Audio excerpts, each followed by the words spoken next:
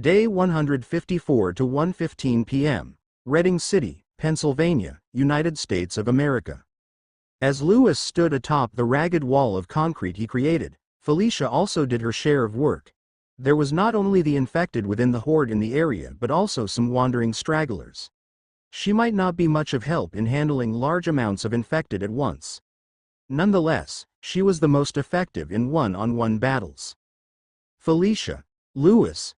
How is the situation there? The radio strapped on the waist of Felicia sounded with Huey's voice as she twisted an infected's head with a powerful kick.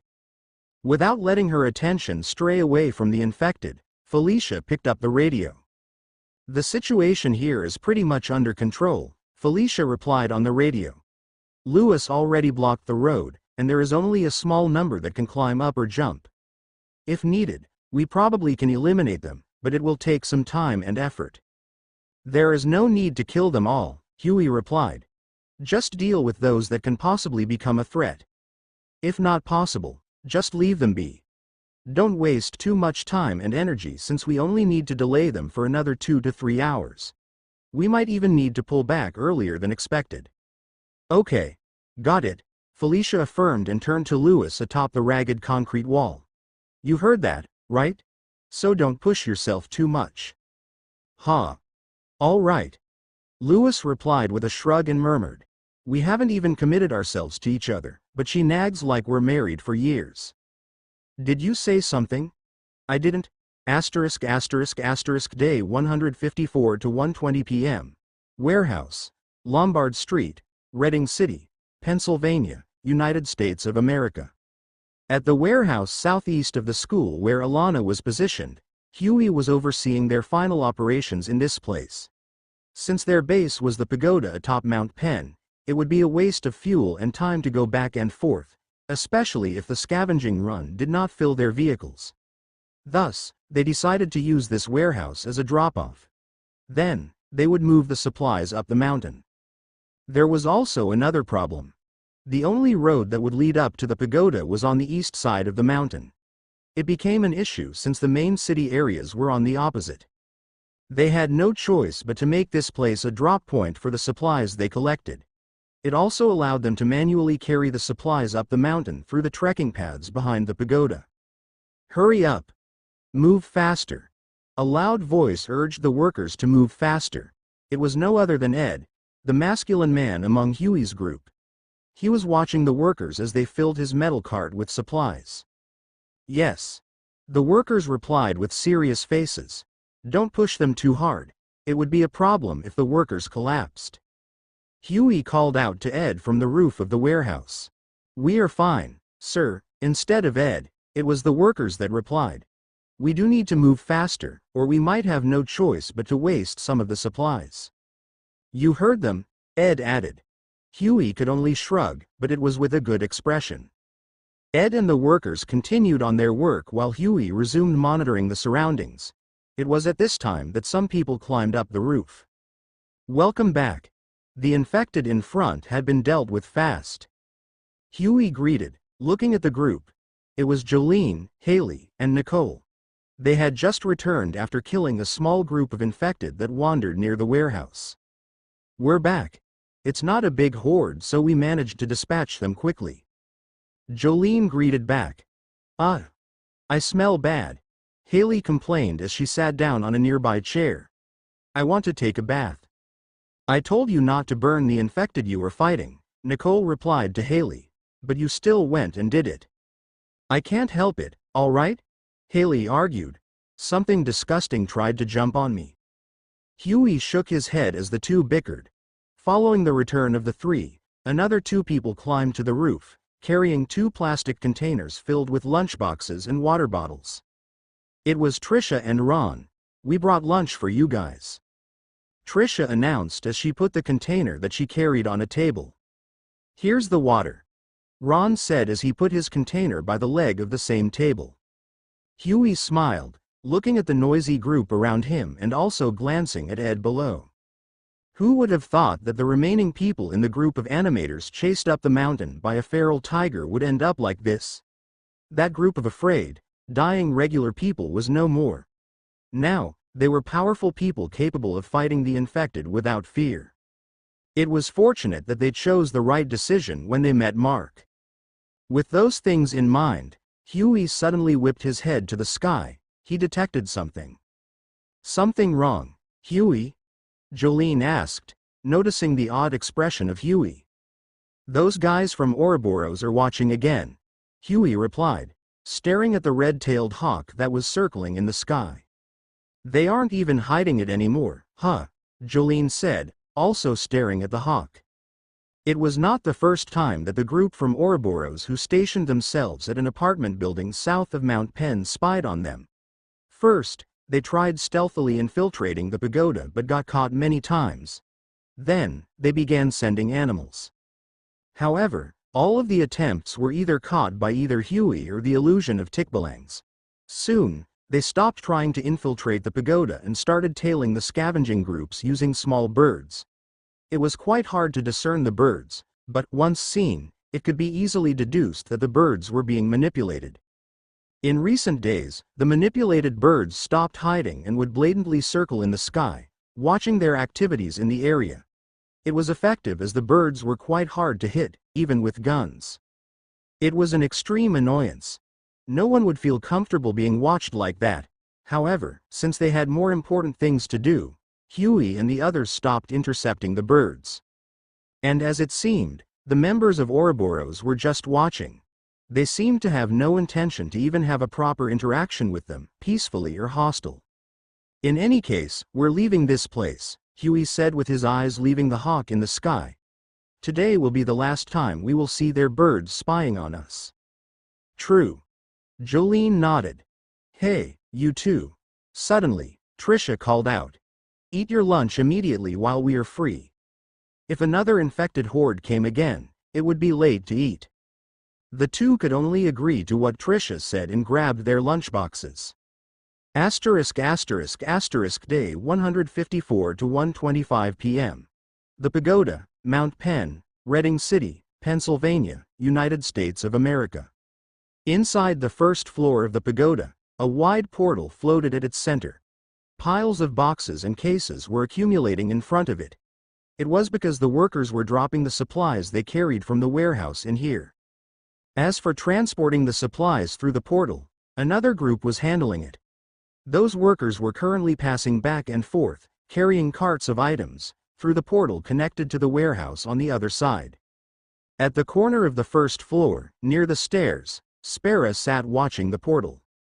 Because of the crystals that Mark gave her, she was now able to maintain the portal open for an extended amount of time. Her current longest record was 5.5 hours straight. However, the time would shorten drastically if the portal did not remain open continuously.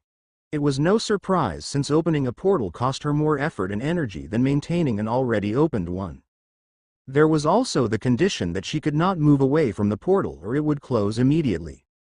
If Spera could move away from her portal, she would not be here watching other people work. At this time, two large creatures arrived outside the pagoda. The two were too large that they could only stand by the door. One had a snake body while the other a giant, fat man adorned with an orange armor like exoskeleton. It would have been a frightening sight if none of the people here knew who these creatures are. Not to mention the two were carrying boxes of food that made them less scary. It was Giffer and Logan, the mutated infected controlled by one of Mark's maids, Aphelia. The maid that just appeared out of nowhere with only Mark's closest people knowing where she came from. At the arrival of the two monsters, the workers immediately approached to move the boxes they were carrying. The maid, herself, entered the pagoda. Bored, Aphelia approached Spera, who was sat hugging her knees. "Yeah." Spera stared a few seconds at Aphelia before replying. "There is nothing to do but watch or sweep the floor. I already cleaned it several times, but the others stopped me since it's just going to get dirty again." That reply made Aphelia shake her head a little. This girl in front of her was a slave at birth. Then became a tool of Ouroboros after she gained her powers. Spera was a girl that did not know how to enjoy life. Since Spera was the inheritor of Morelful, a good friend of Aphelia back in Arielis, she could not help but look after her. Why not borrow one of Master's laptops? Ophelia suggested. I'll ask Miss Odalina later. Let's borrow the one with anime movies in it. Anime? That's cartoons, right? Isn't that for kids? Spera replied, tilting her head. If Master heard you say that, he will be disappointed. Ophelia shrugged. I do not think that an entertainment medium that involved gore and other sensitive topics are for children, though. And even cartoons had their own show of violence. Well, Master said before that there is a fine line differentiating violence, anime and cartoons. Aren't you too enthusiastic about what Master likes? Spera said, staring at Ophelia. I cannot be helped. It's a duty for us maids to know our Master's preferences. Ophelia replied. Spera could only shrug as she accepted the suggestion. After all, watching childish stuff was better than staring at empty air. The question was when would Odalina return, though. She was current outside, also dealing with another horde. Her children, Siegfried and Odette, and her niece, Hannah, were with her. Remembering that, Spera could not help but think of how strange of a person Odalina was. Not only was she capable of many things, but she was also adamant for her children to follow her steps. Now, she brought her children to fight a horde and train them at the same time. Asterisk asterisk. What is that? At this time, a commotion was heard from the workers outside the pagoda. Actually, it was not just around the pagoda.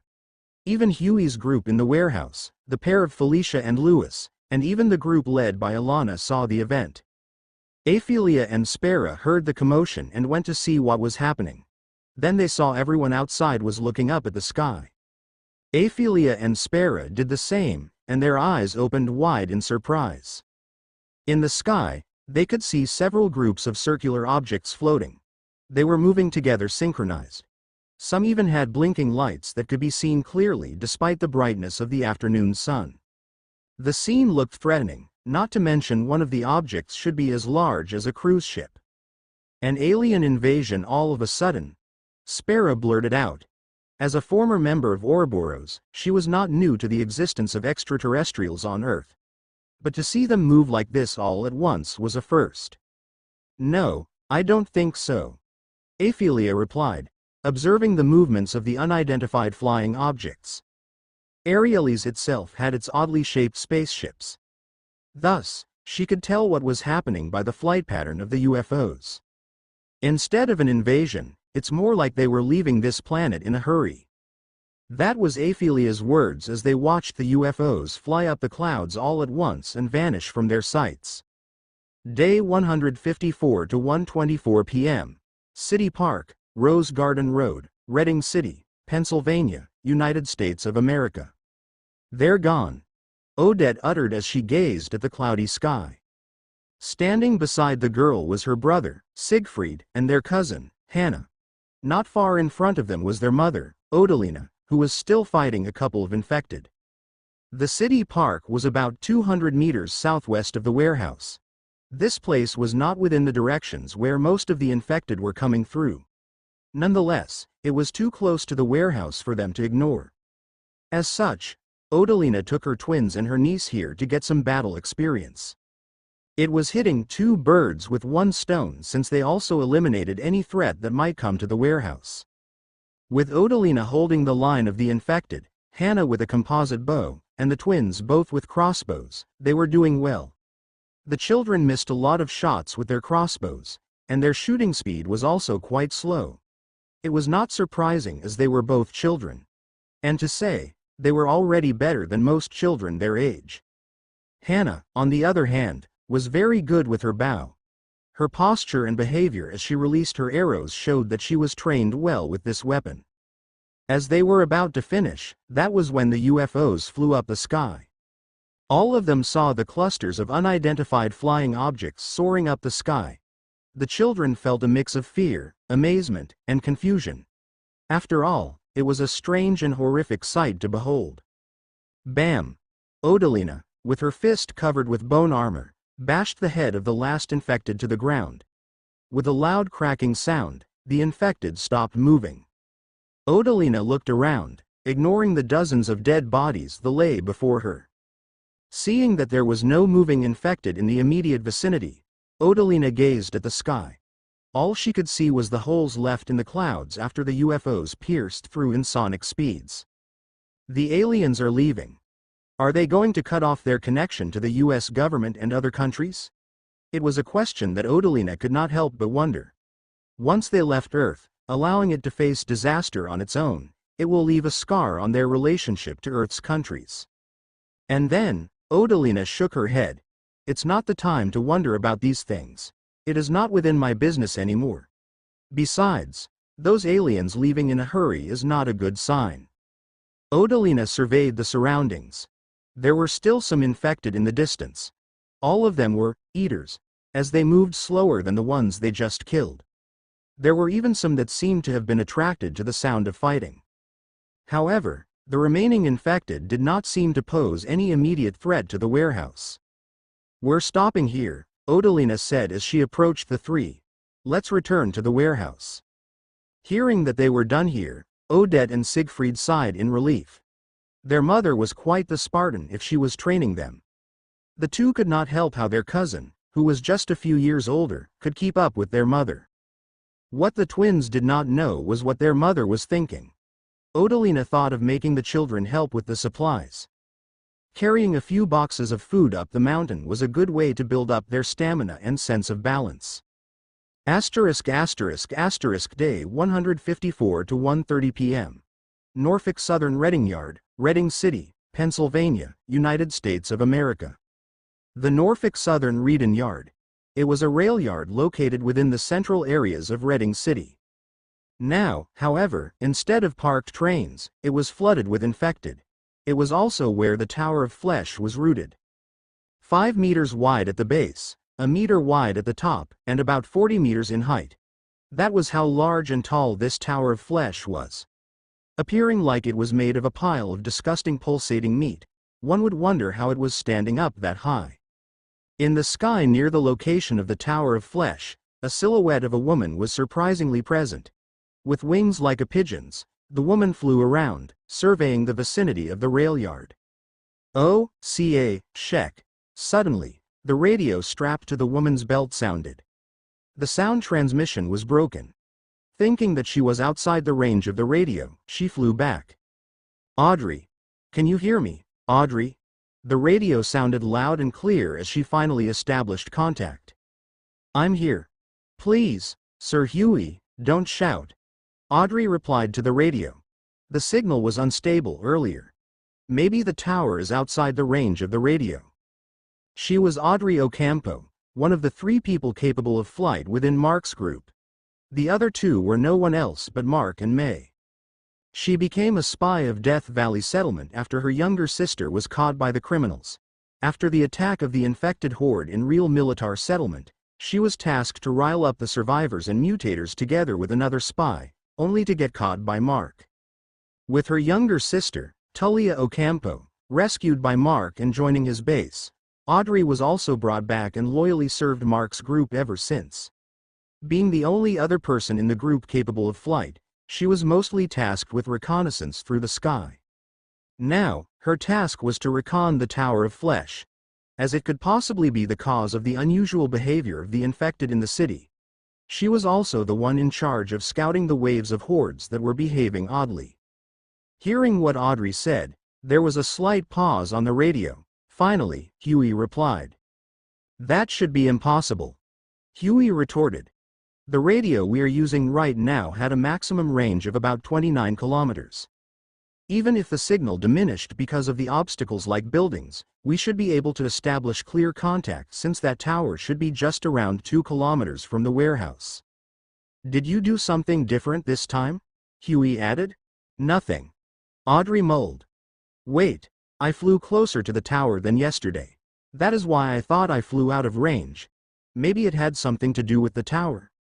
Audrey could not help but look back at the tower as she spoke to the radio.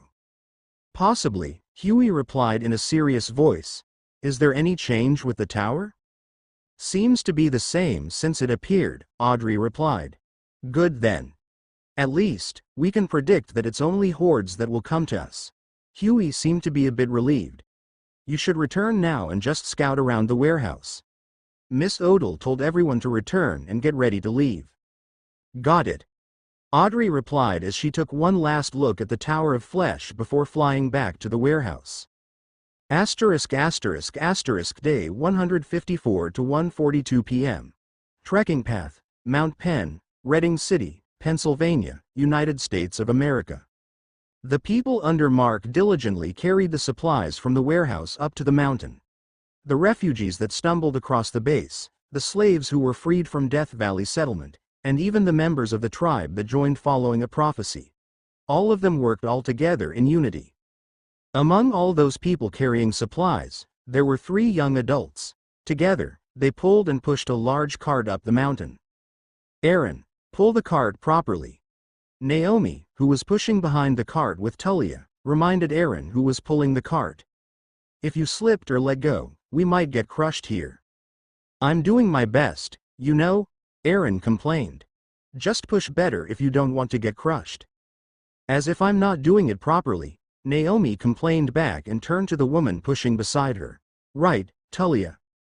Tullia, on the other hand, could only shake her head and sigh. Both Naomi and Aaron were on another bickering spree. They were always like this, even back at the time when they were still slaves under the criminals of Death Valley settlement. As usual, Tullia is just staying silent. Aaron commented on Tullia's behavior. You better smile more, or you'll not find a man to marry in the future. I'm not keen on finding one, so just shut up.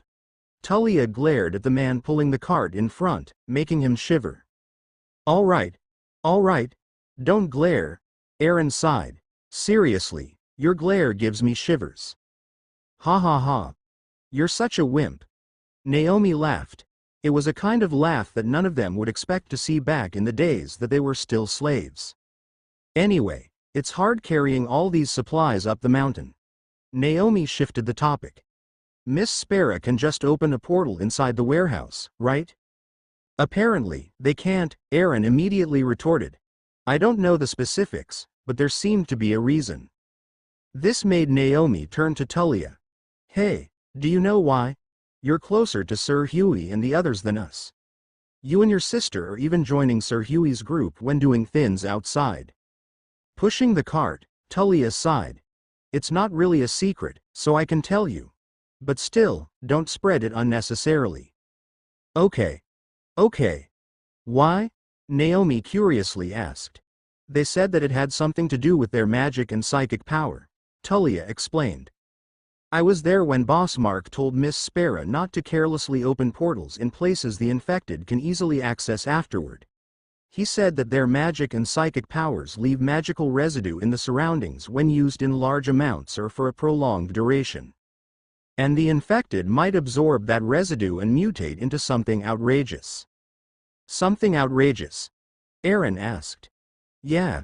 Something like an infected with magical powers. For Miss Spera's case, an infected jumping through portals. Tullia's words made Naomi's and Aaron's spines shiver. An infected jumping through portals? Might as well kill them now. Then, something came into Naomi's mind. Then isn't it bad that we are using the illusion magic of the Takabalangs to protect the base and the pagoda? She asked. But the answer from Tullia, who also participated in clearing the area on the other side of Chio, the night-evered spirit tree, was something that Naomi and Aaron feared. I think the illusion magic didn't really matter, Tullia said. Infected Takabalangs already exist, so, yeah, it didn't matter. Gay. Naomi groaned, only to hear Tullia add more salt to the wound. Also, other infected folklore creatures exist. Like infected sylphs, remember? Miss Aphelia had a few under her control, and all of them can use wind magic. Only not to the extent that Miss Amihan could. Well, at least, those ones can be guarded against as long as one is careful. Aaron sighed but understood what Tullia was saying. An infected jumping through portals is another huge issue. No one will expect that, and it will be able to easily destroy survivor settlements. No wonder they were being strict with Miss Spera's psychic powers. Ha! Naomi could not help but give out a long sigh. Mutated infected, magical infected, folklore creatures, and now, even UFOs. The Earth we know before no longer exists. Huh. I wish I can go back to the time when I'm just a college student unnecessarily studying physics and algebra. There's no point crying over spilled milk, Naomi. Aaron said, causing him to receive a glare from the back of his head. It was when they suddenly heard the voice of something talking through a megaphone. Everyone, those heading up with supplies, that will be your last trip. Those that are going down to the warehouse, please turn back and return to the pagoda. We will be leaving ahead of schedule. I repeat, we will be leaving ahead of schedule. And then, the shadow of someone with wings flew across the path. It's your sister. Naomi turned to Tullia, who was staring at the woman that flew by. Seriously, I also wish I had wings like her. You better not. Aaron suddenly interjected. Who knows what you will do with your wings? You. And there, Tullia could only sigh as her two close friends started another round of bickering. With this scene here, no one would think that the three of them were mistreated slaves that almost died before. Day 154 to 3:11 p.m. Rooftop, Audubon High School, Audubon, Camden County, New Jersey, United States of America. The Audubon High School, it was one of the places where survivors took shelter in New Jersey. It was one of the places where Mark's group passed by, and some of the survivors from Atlantic City split up from the group. The place still managed to hold up against the dangers of the apocalypse. Well, that was the circumstances of the past.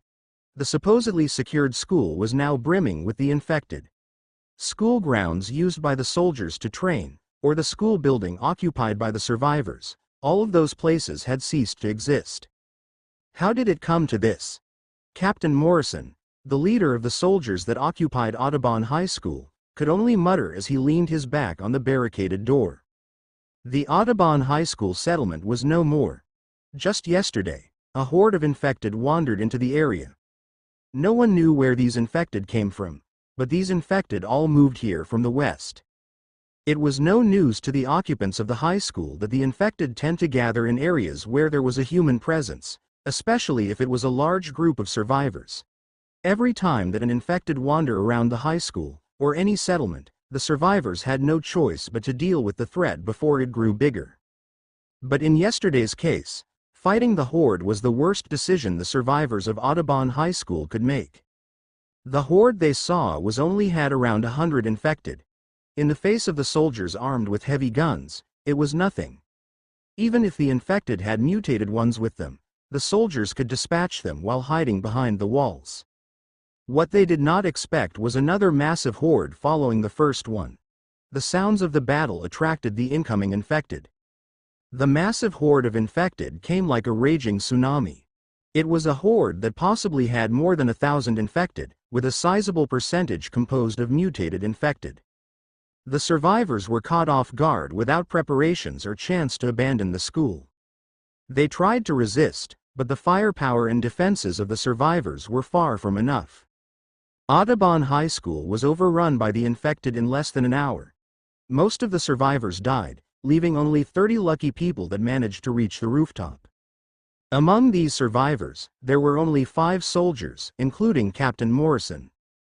"Captain, do you have any plan in mind?"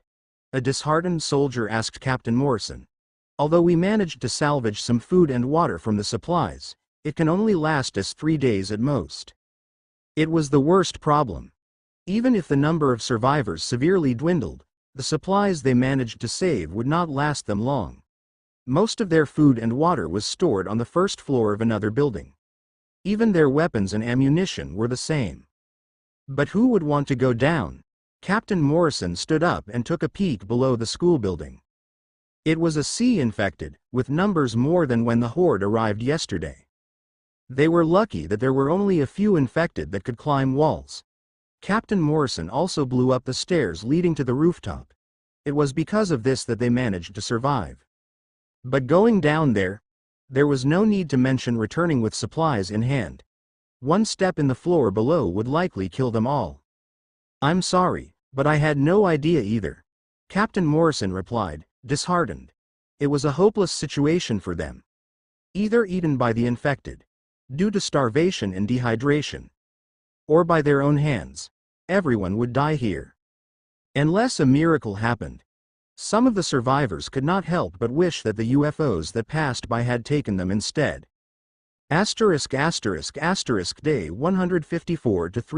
*********************************************************************************************************************************************************************************************************************************************************************************************************************************2 Atlantic City High School, Great Island, Atlantic City, New Jersey, United States of America. Damn it. That Alston. Major Samuel McGuire slammed on his desk the moment he returned to his office. The Military Research Institute built to monitor and study the infected in the now isolated Atlantic City. It was what this place stood as. But, now, the whole place was in turmoil. It was already shocking that they saw a bunch of unidentified flying objects leaving Earth. The worst thing was, in front of everyone, Professor Alpha Alston was beamed up into one of those motherships. Thinking that the professor was being abducted, it was not surprising that some of the soldiers opened fire at the alien ship. It was fortunate that the aliens aboard the ship did not even care about the bullets and just left without retaliating. Nonetheless, it was a grim experience. After the unsettling event, Major McGuire immediately led the investigation inside Professor Alston's office. It was a place that was off limits since the start. There was no need to explain, as Professor Alston had the same standing as the other two heads of this research institute. Not even Professor Alston's assistant was allowed in his office. Only to find out that all of his research was gone. The documents, the data inside his computers, and even anything that could store information. None of it was present. It was as if everything was snapped out of existence. Nor did those things exist in the first place. The whole office appeared to be mostly untouched. Aside from the footprints and the cleaned-up desk, there was no trace that anything inside was used by anyone. Some even accumulated dust on them. It was as if Professor Alston never really used anything inside his office and just stayed there just because the office existed. And the truth dawned into Major McGuire.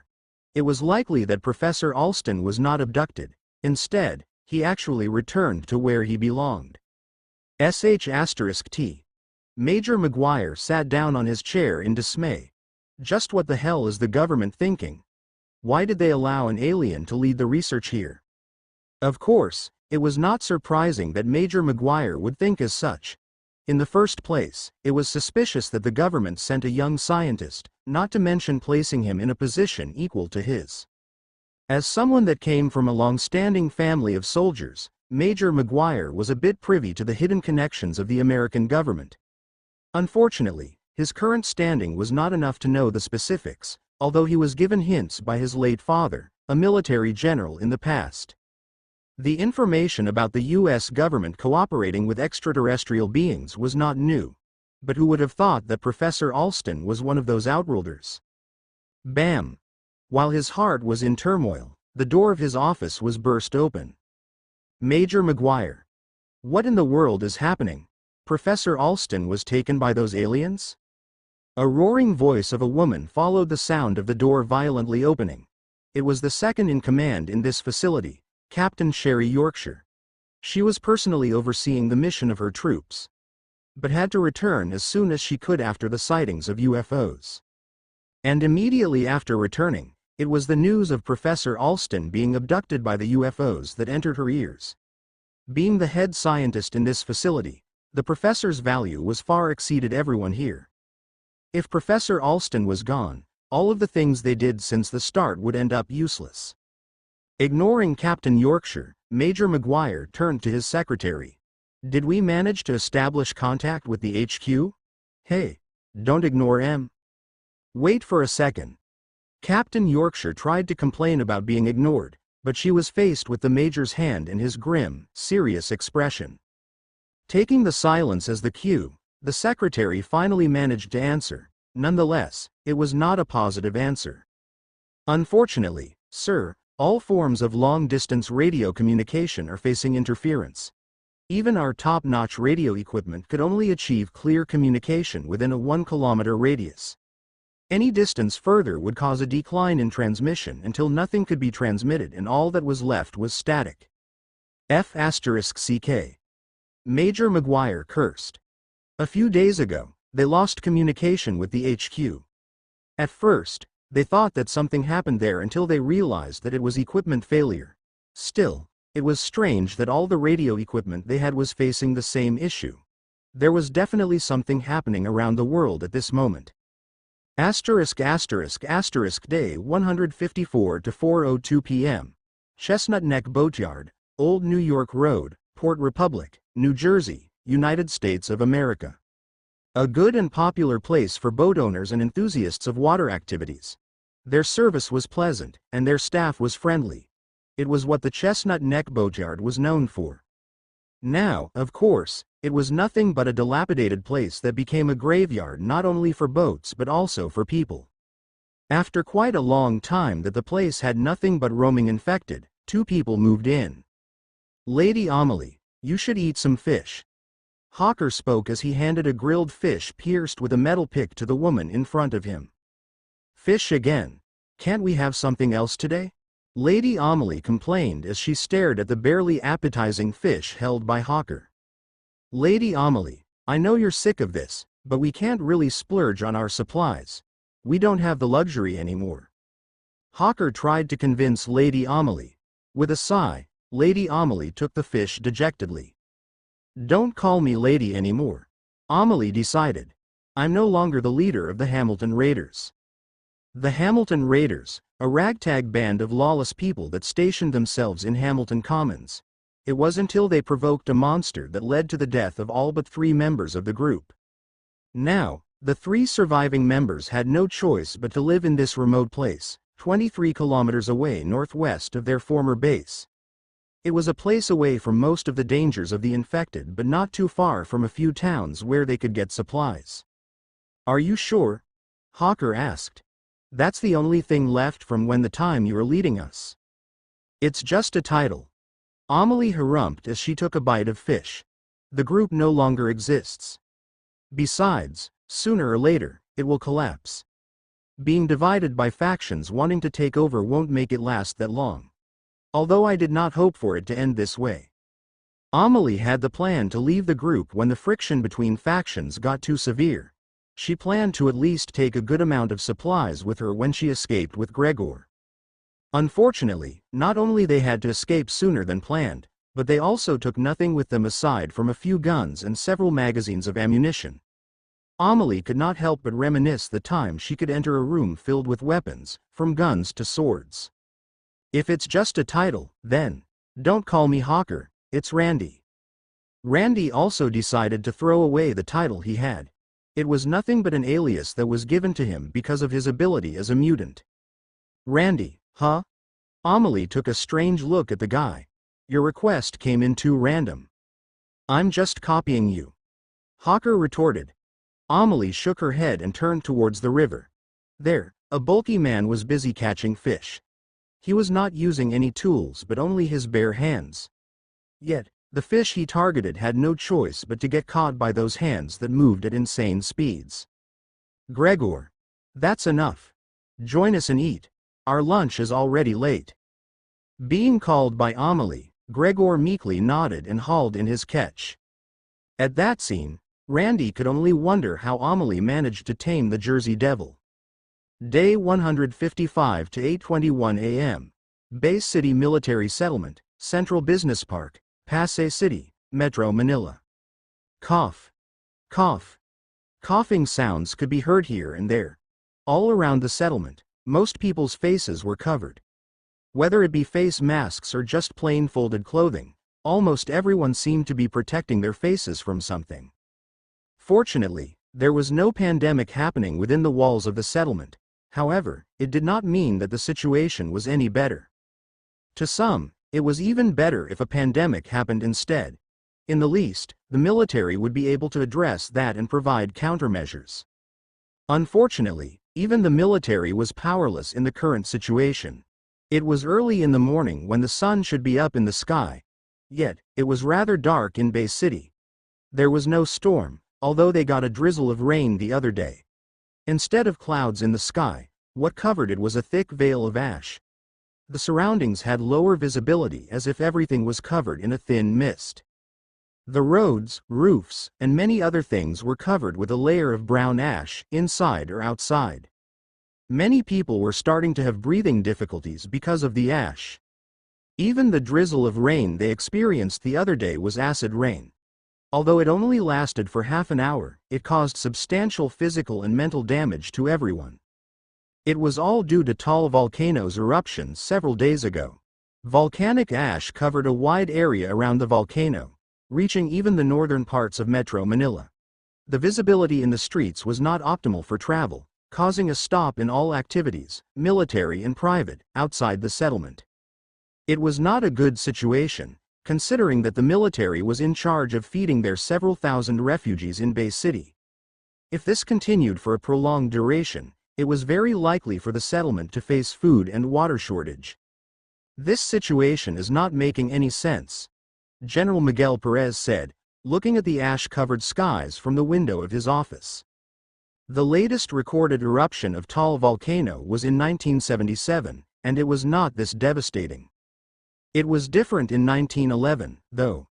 That was when the strongest eruption of Taal volcano occurred, affecting even Metro Manila and had a death toll of more than 1,300 casualties. Nonetheless, it was not to the degree where the city was immobilized. Did the current eruption of Taal volcano exceed the one in 1911? It's not the strongest eruption of Taal volcano, isn't it? Angeline Perez, known as Ange by her friends, voiced out. Within the room was not only the father and daughter. Everyone with important roles and positions in Bay City settlement was present to discuss the situation. It is not. Someone interjected Ange. It was Professor Isaac Coe, the head scientist in the settlement. What do you mean, Professor? The general asked. Professor Isaac then prompted Nia, his adopted daughter and assistant, to distribute the documents she was carrying to almost everyone inside the office. The people immediately checked the information as Professor Isaac began to explain.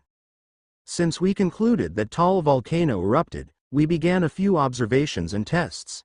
It's not really our field of expertise, so the results took longer than expected. We also compared the results with the data of previous eruptions. We concluded that it might be stronger than the latest eruption but definitely far weaker than 1911's. If the eruption is weaker, then how come that almost the whole capital is covered in volcanic ash right now? Another person asked. It was Major Alfred Lopez, the head officer in charge of the military rescue squads. Please refer to the third page. Professor Isaac replied. There, you all can see the comparisons of the 1911 eruption and the current one. One clear difference is that the ash cloud during the 1911 eruption was witnessed to reach and spread over Metro Manila. I'm pretty sure that none of us here saw such a scene. We are now directly affected by the volcanic eruption. What we are experiencing right now was more of a severe ash plume instead. The volcanic ash that Taal volcano spewed is being carried over by the wind towards Metro Manila in extremely large amounts. That is what caused our current problems.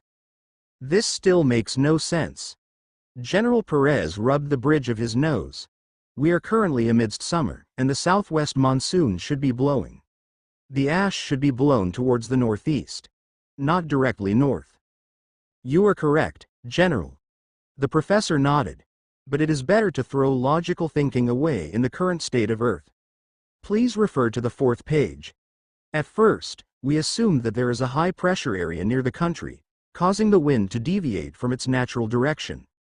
But, as you all can see there, our equipment detected irregular magnetic spikes in the surroundings. We don't know for sure, but there might be some unnatural phenomenon that caused this.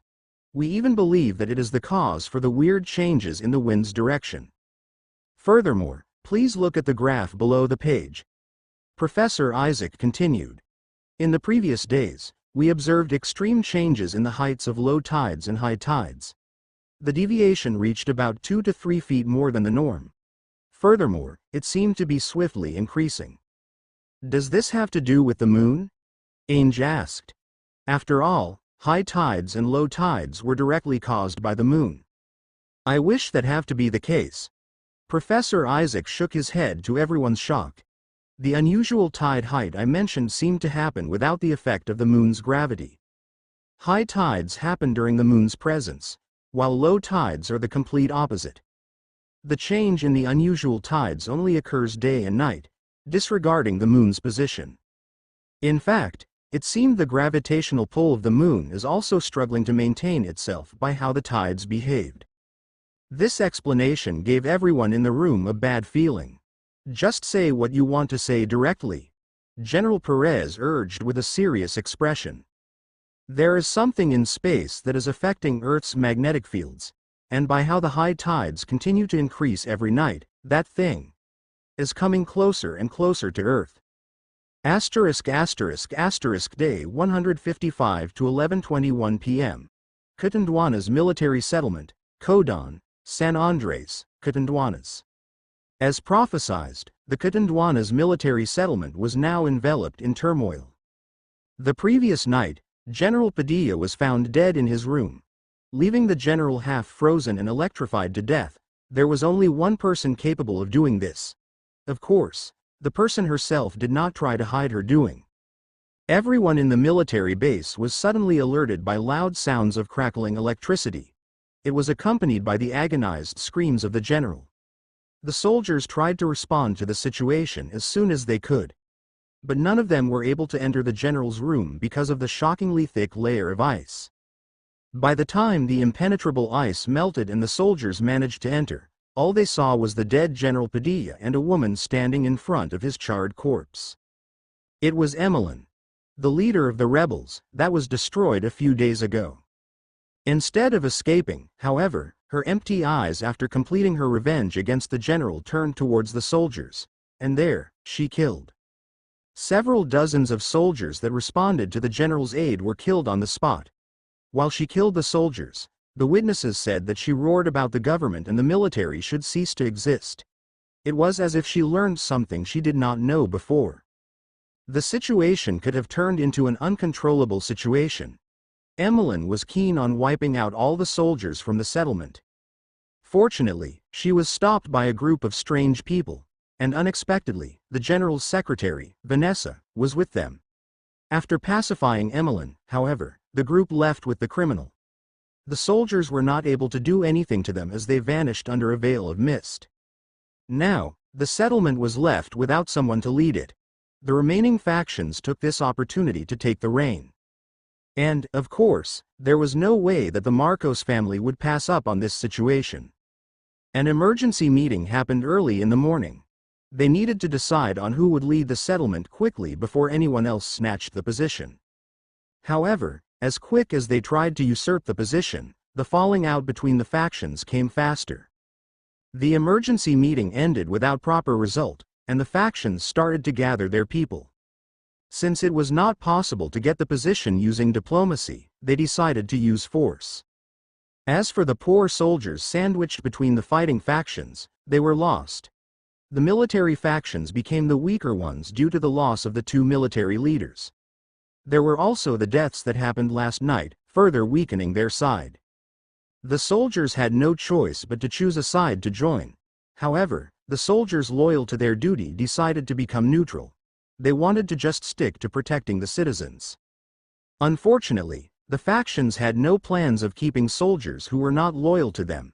After a faction took the leadership of the settlement, it was very likely that they would be either chased out or had to flee for their lives. Day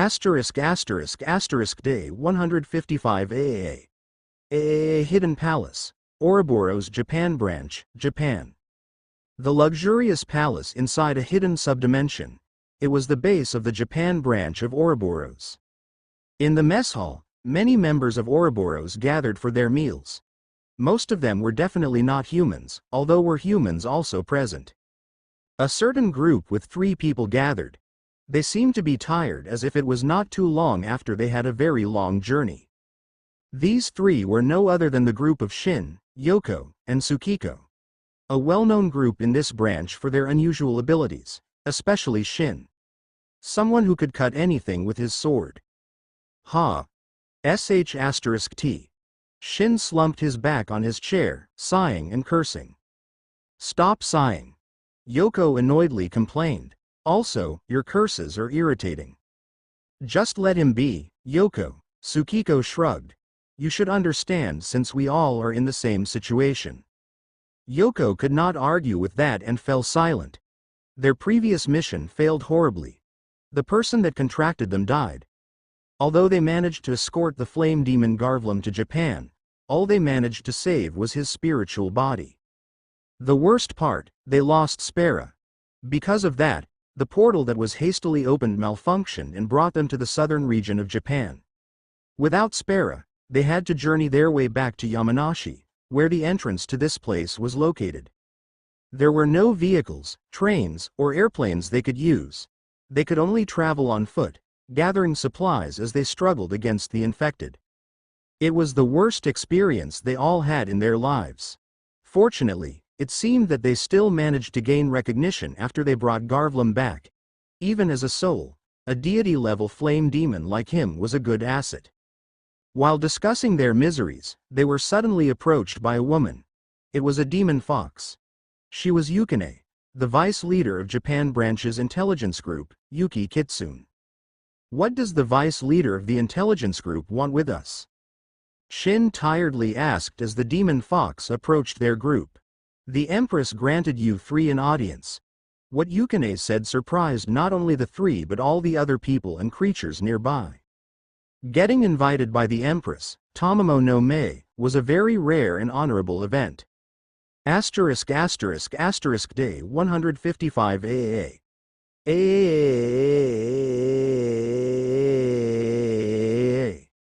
In an enclosed space with nothing but darkness, a single figure stood facing the nothingness.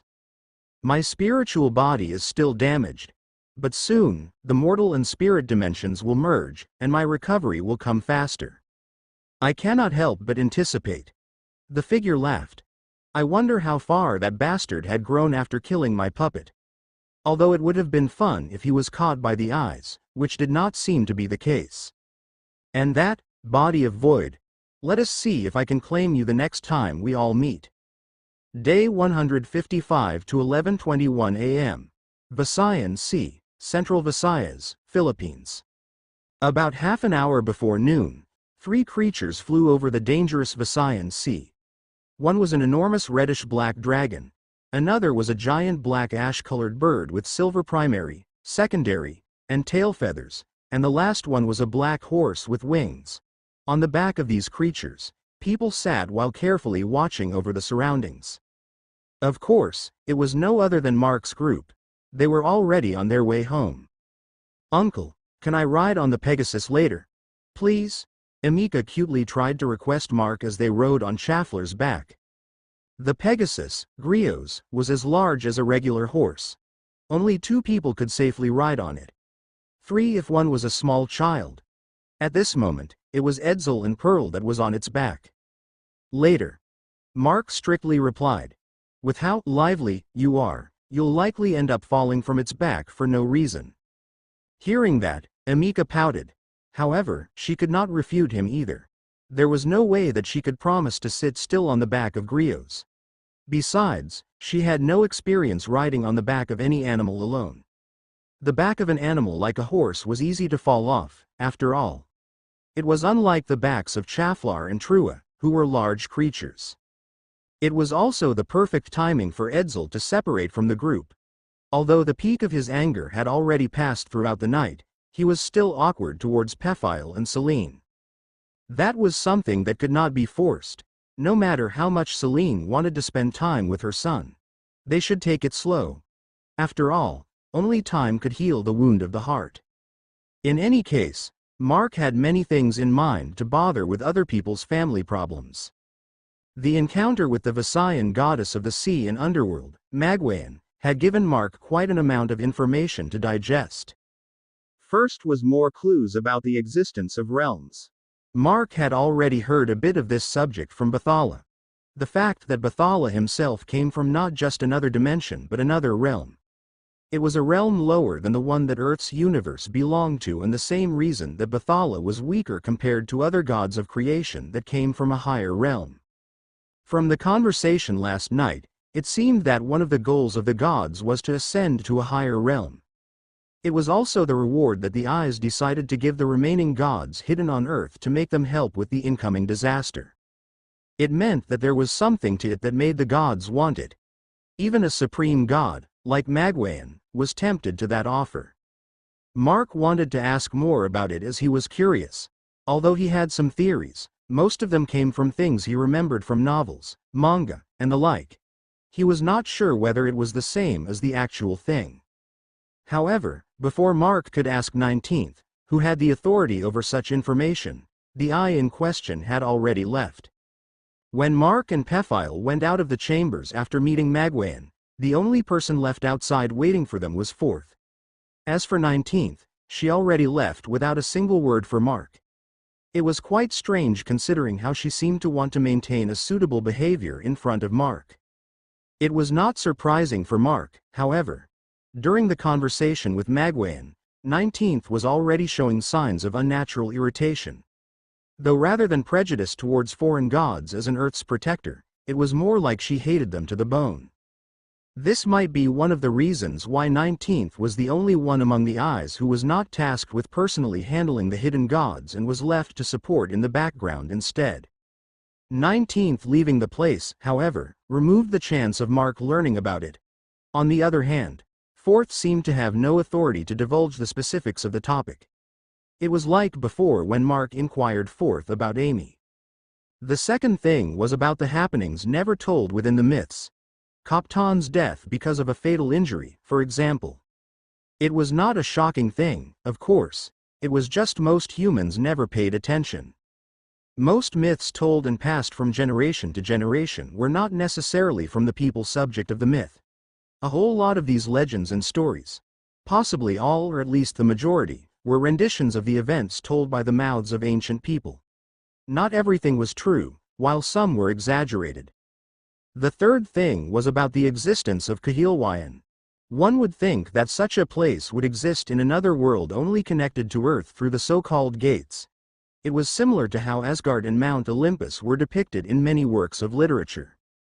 However, it seemed that, by what Magwayan had said, Kahilwayan was actually a god-created subspace that was made on Earth.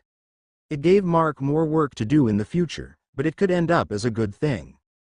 While those thoughts lingered in Mark's mind, May called him. Gerger, something is odd. Mark turned to May. What is it? What Mark saw was May's eyes dilating, indicating that she was using her abilities. Her attention was on the shallow area of the water. I don't know, but doesn't the water look too low? Mark also stared at the area where May was looking. There, they could see large corals sticking out of the water. The water plants were also crumpled on the water surface. It indicated that the leaves of these plants were longer than the height of the tide. At this moment, Barak spoke on the radio. Boss, it seems like the Earth's magnetic field is going haywire. Now that you mention it. Mark picked up the radio with a frown. Now that Barak mentioned it, he also began to pay attention. He had lightning abilities, and electricity and magnetism had a direct correlation. It was rather faint, however, for Mark to feel it immediately. As for Barak, it was actually not him but his Thunderbird, Trua, who noticed. Animals had higher sensitivity to their surroundings, and birds, especially migratory ones, use magnetic fields to navigate. It should be an effect of the planetary debris, Mark stated. It might also be the one messing up with the tide. Then, something entered Mark's mind, which made him pause. Master, is something wrong? Emihan, who was sitting on Mark's shoulder, noticed his silence immediately. I just thought of something bad. Mark shrugged. Earth's magnetic field going crazy can cause a lot of problems. If the magnetic field in some parts of Earth thinned, space radiation could enter those areas. If it was before the apocalypse, that problem would only cause health problems to people and EMP effects on appliances. But now, it's likely that the space radiation will cause the infected to mutate instead. Who knows what kind of mutations irradiated infected would end up with? That surely was a problem. Let's just wish it's not anywhere near us. Mark shrugged. With those things in mind, the group continued traveling. Initially, Mark wanted to fly back to Katandwanas to check before going home. However, Considering how far it was to take a detour, Mark dropped the idea. In any case, his family was under the protection of Dewata Araya. There should not be any problem there. Mark just wished that they could fly continuously without breaks. However, Shaflar still had his maximum flight limit. Although he could fly long distances, it was not continuous. Thus, they still had to make their way through land every 2 hours. At these times, Mark could not help but wish that Shaflar was a magical dragon instead of a giant mutated lizard. Well, that was wishing for too much. Emihan was also helping with regulating wind resistance and other wind-related problems. Thus, Shafar could fly faster than its regular speed without fear of making Mark and the others fall off. Of course, the dragon was not careless. If one of them fell because of it, Mark would surely punish it. Following that flight routine, they reached the island of Marinduk before sunset. However, as they flew closer to Luzon, they could not help but see the odd scene in the northwest. The northwest sky was covered in thick black clouds, exuding lightning at a frightening frequency. There was also a burnt smell in the air. Not to mention that the same direction was blurred by what seemed to be grayish-brown mist in the distance. That looks dangerous, Mark muttered as they made their way to the island. Although Mark was in a hurry to go home, it was dangerous to fly throughout the night. The travel also made everyone tired. Everyone needed to rest, and they only had to continue their journey early in the morning tomorrow. "Boss, where are we going to camp?" Barak called from the radio. There was silence for a bit. Mark was also choosing where to go. "Let's land on the summit of that mountain first," Mark replied, looking at the mountain in the southern area of Marinduk. "If it's suitable, we can camp there. If not, it's easy to look for other places from there." The group landed on the summit of the mountain, and before they could even land, they already found a vacant area to camp in. Mark monitored the area and did not detect any living creature in the immediate vicinity. The grass and plants that covered the area were lush, but there seemed to be no mutated ones either. "Looks like this place is good," Geronimo said after searching around for a bit together with Padua. "Let's set up camp here," Mark said as he took out tents and other stuff from out of nowhere. This scene was still magical for the two soldiers, and they could only watch with bitterly amazed expressions. It was a good thing, however. Most people in the apocalypse were struggling with stuff. They might be able to find a good amount of supplies. However, not all people had the ability or resources to transport everything. Mark's group, on the other hand, had magical storage rings that could store a whole lot of stuff without problems. Night came, and they had an early dinner. Still, their attention was not on their food but the thick thunderous clouds in the northwest sky. It was a worrying sight. With Mark's offline map, they managed to deduce that those clouds were volcanic clouds that likely came from the tall volcano. It was quite surprising since they did not expect a volcanic eruption to happen. Nonetheless, nature's fury was totally unpredictable without proper people and equipment to monitor it. Still, the appearance and spread of the volcanic clouds were too strange. It seemed that the eruption was too strong for the clouds to be visible for over a 50-kilometer radius of the volcano. Rather than worrying about it, however, Mark focused more on the more important things. The tall volcano was on the southwest side of Luzon. Quezon was on the east. It would be unlikely for these volcanic clouds to travel about 100 kilometers away and reach their base. That was why they only need to travel on the east side of Luzon and avoid those dangerous clouds and the veil of volcanic ash. And there, the group spent their night on the summit of Mount Malinding in Marinduk. The night was not all peaceful, though. Mark detected some animals lurking in the shadows. Nonetheless, they did not receive any kind of attack throughout the night. It seemed that the animals deemed them dangerous, especially with Chaflar sleeping outside the camp. The night felt short, and the sun rose soon.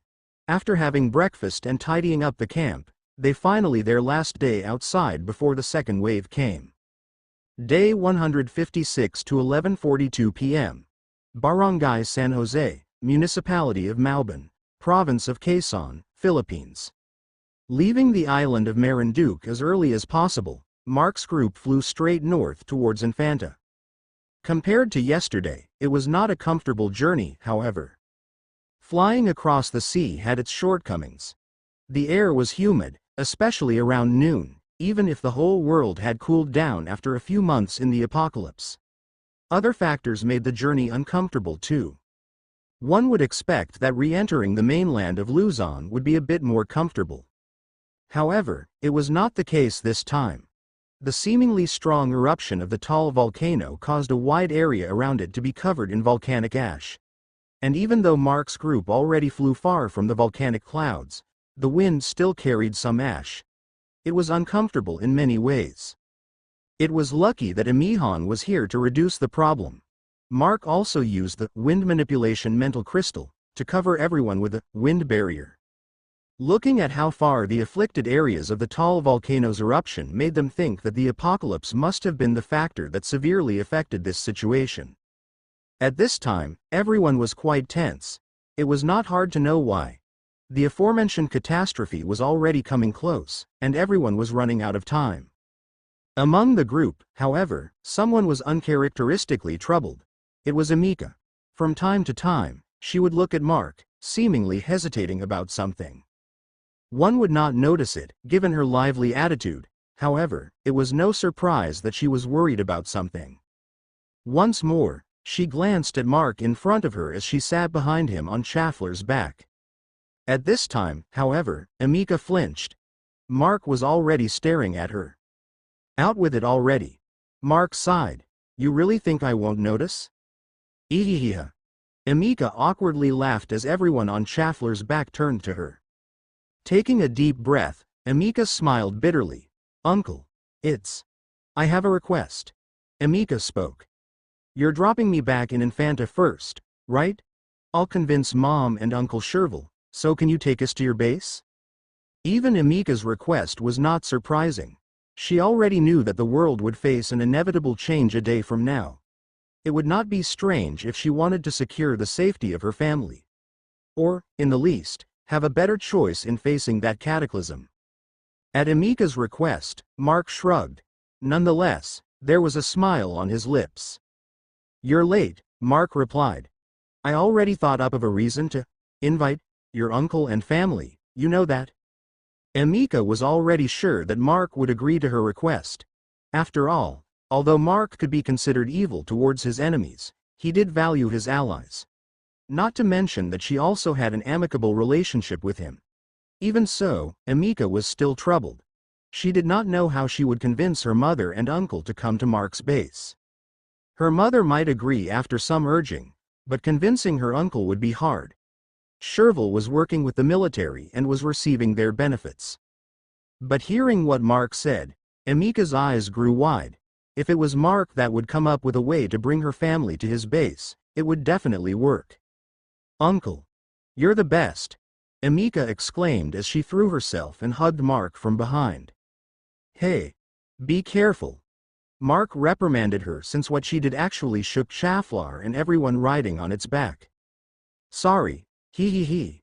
Amika apologized, but her expression did not seem like she was repentant about it at all. It showed the extent of how happy she was about what Mark had said. Mark sighed. Sometimes, Amika was mature compared to her age, but there were also a lot of times that she behaved like a 5-year-old kid. And then, Mark spoke, glancing at Amika's face resting on his right shoulder. You better get off now. I know. Amika immediately agreed as she noticed 3 pairs of eyes looking at her strangely. As Amika sat down, she smiled bitterly. You 3. Don't look at me like that. I'm not stealing your papa or anything. That was right. It was the 3 daughters of Mark, who was looking at Amika. Even the really mature Iola seemed to be wary. Sitting beside Mark, May was smiling at this scene. As it appeared, the 3 girls that became Mark's daughters did not want another one to get a share of his attention. Seriously. Mark did not know what to do about this. ************** Day 156 to 2:30 p.m. Mount Malabito, General Nakar, Province of Quezon, Philippines. Another 2 hours passed. They stopped a little for lunch and continued on the way. Different from what Amika thought, however. Mark decided to stop by the base first instead of dropping Amika at the Infanta military settlement. And as the group approached the location from the sky, Amika, Barak, Geronimo, Padua, and Celine, the new members of the group, gazed upon a magnificent sight. A black-walled fortress veiled by the leaves of a gigantic red-leaved tree. None of them would think that such a place existed in this country. Boss. This is your base? Barak's voice echoed from the radio. The shivering in his voice told everyone that he did not expect that Mark's base would be a sight to behold. It was totally unexpected. After all, if a person was told about a base in a zombie apocalypse, it would likely look like a place built from scraps. Metal sheet walls, and hardly built watchtowers, even unkemptly made houses would be what a typical civilian base in the apocalypse would appear to have. That thought was not exactly wrong. Many safe houses, bases, and settlements made by people in the apocalypse were made of things they managed to scavenge and built in a hurry. Not everyone had enough time and resources to build a huge, secure place in one go. Even some military outposts were the same. What they would do was scavenge more building materials and slowly secure the perimeter of their safe havens. But Mark's base was different. One could see that all the buildings and the walls were made with the same materials. Some structures might have wooden or cement walls, but their foundations and frames were also made of that black metal-like thing. Not to mention the towering tree at the center. What? You have an issue with it? Mark replied to the radio. Issue? No, it's just... Barak's voice continued to shiver. It's unbelievable. And that tree, is that a spirit tree? Yeah, Mark replied to the question. A pure one. **T. Barak could only curse at the pile of unbelievable things that Mark had. Just how many surprises would Barak see from Mark and his group? It was regrettable that he lost 3 pets due to the initial conflict between him and Mark, but now, it did not matter anymore. He just wanted to see more. The arrival of Mark's group did not go undetected. Starting with the leaves of Chio, the night-evered spirit tree glowing gleefully, the people keeping watch of the surroundings saw the familiar silhouette of Chaflar from afar. As Mark's group landed near the southern gates of the mountain base, almost the entirety of the base was there to welcome them home. Master. Miss. Odalina led the greeting as one of the 2 leaders left in charge of the base while Mark was gone. Boss. Ma'am. Huey followed suit. After the 2 leaders in charge greet Mark and May, the other people followed suit. Wow. What a reception. Padua exclaimed, speechless. It's as if Boss is a country president coming back from a foreign meet. Geronimo muttered, feeling like a country bumpkin that had his first steps into the city. As for Barak, he just fell silent. He looked at Mark. Who would have thought that this ruthless person was highly respected by his people? Do you all have to do this? Mark complained. This scene was definitely not something he was used to or would not want to. Nonetheless, this kind of scene reminded Mark of something. This made his eyes fall on Ophelia, that was hiding behind Odalina. It's your idea, isn't it? Mark asked, making Ophelia hide even more. This scene was similar to how Freed was received when he returned after a great battle. That was why it looked too familiar. It was also a tradition that started in Arielis, especially when a member of the royal family arrived home from a long journey. Ophelia approached, looking down, guilty. I'll talk with you later. Mark sighed and turned to the others. You all should all go back to work. We don't have much time. That was a simple sentence, but it was received with silence. Everyone knew that they were going to face a disaster soon. With Mark saying that there was not much time, it might be sooner than they expected. Boss, is it happening soon? The muscular Ed stepped forward to ask. I'll make an announcement later. For now, all of you should go back. Mark ordered, making the people follow. Of course, they all felt anxious about what Mark would announce. Elder brother, suddenly, a yell came with a figure rushing towards Mark with another person chasing after her. Elise. Don't run. Bam. And there, Elise embraced Mark because of his several days of absence. Mark could only look troubled while looking at the man chasing Elise. Roan, her real brother. Normally, Mark would tease Roan about how Elise saw him as her elder brother than him. But Mark was not in the mood to do that right now.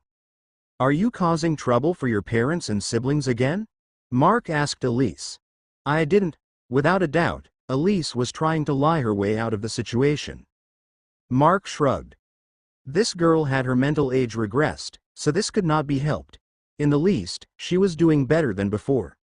Back then, she was akin to a time bomb that could explode any time. Now, she looked calmer, albeit more childish. "Stop hugging me. We still have important things to do," Mark said, patting her head. But we still have things to do outside later. I'll take you with us, is that fine?" "Okay."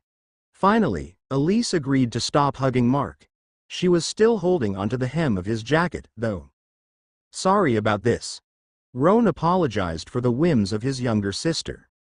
"It's fine," Mark replied, ignoring the stare of Emika, Burl, and the two soldiers. Even Celine, who was carried by Pephile, was looking at Mark strangely. "Smelly uncle." Emika could not hold it anymore. "Are you building a harem? There's a lot of women around you." It was a straight question. Barak and the two soldiers did not understand the word harem, but they agreed that there seemed to be more women around Mark. Not to mention the groups waiting for them that were composed of mostly women. It was not a surprising one. One of the groups that were left was the one led by Odalina, together with Spera, Aphelia, Jaya, and Hannah. There was also Alana, Colleen, and Carla. Carla also wanted to rush towards Mark but was currently held by Alana and was now flailing around. There was also Huey's group, that had Nicole and Haley. Felicia also arrived, chasing after Roan and Elise. Not to mention that there were more women in the base than men.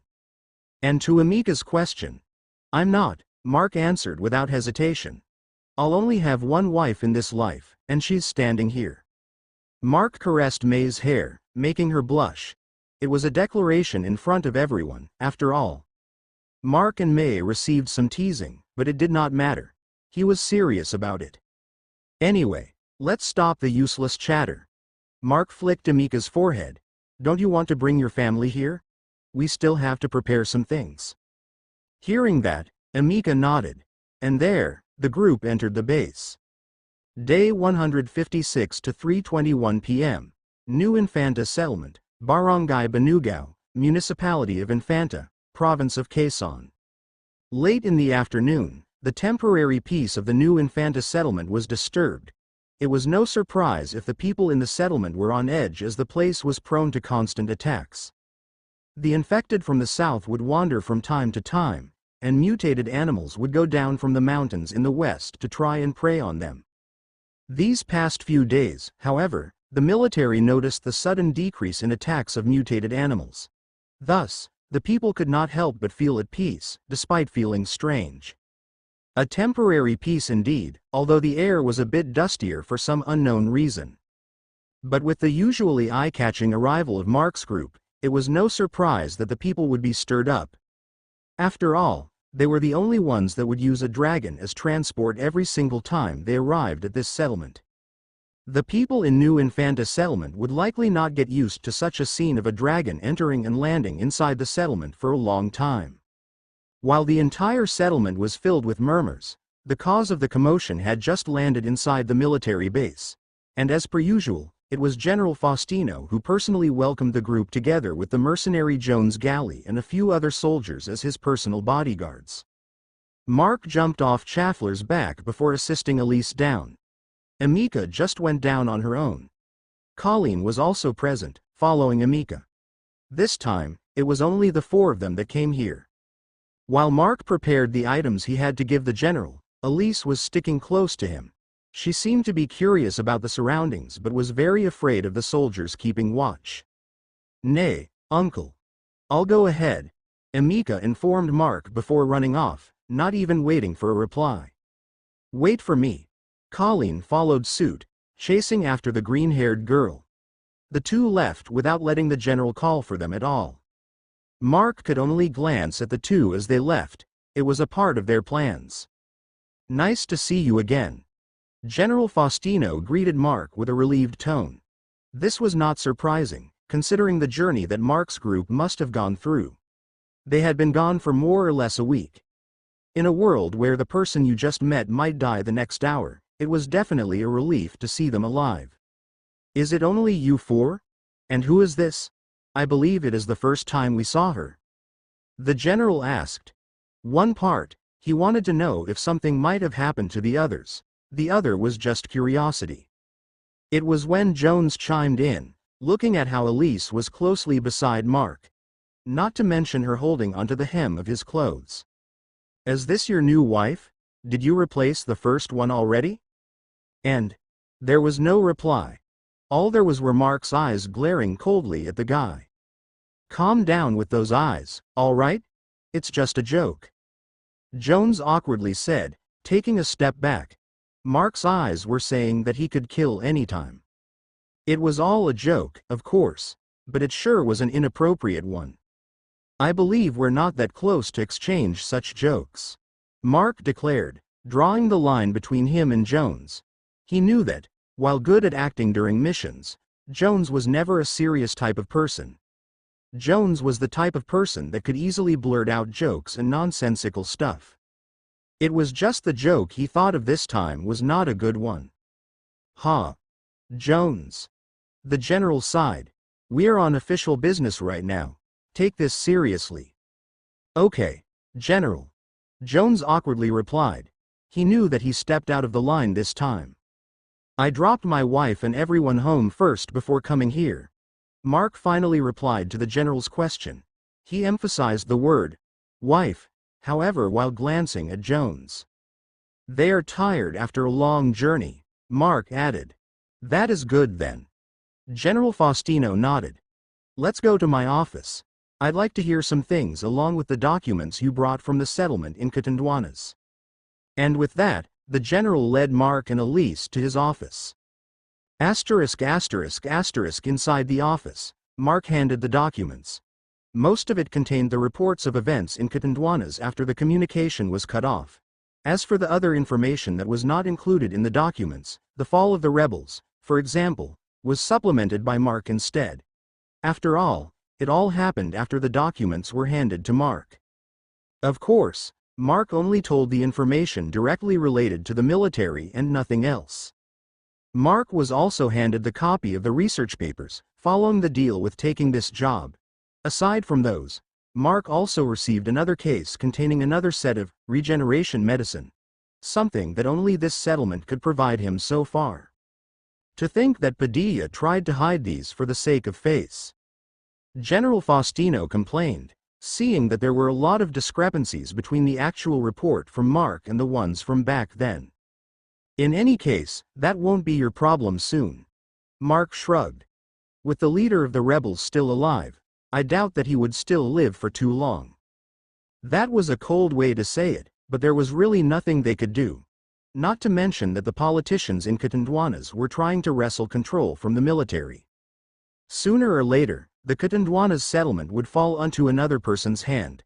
Unfortunately, there was no way that other settlements would be able to help. Seriously, these crocodiles are a pain, Jones complained. These politicians don't really contribute much within the settlement. What's worse is that they are the loudest ones when it comes to complaining. It was a horrible truth. There were barely any decent people with a political position in the apocalypse, and when things took a turn for the worse, they were the ones to nag the military the most.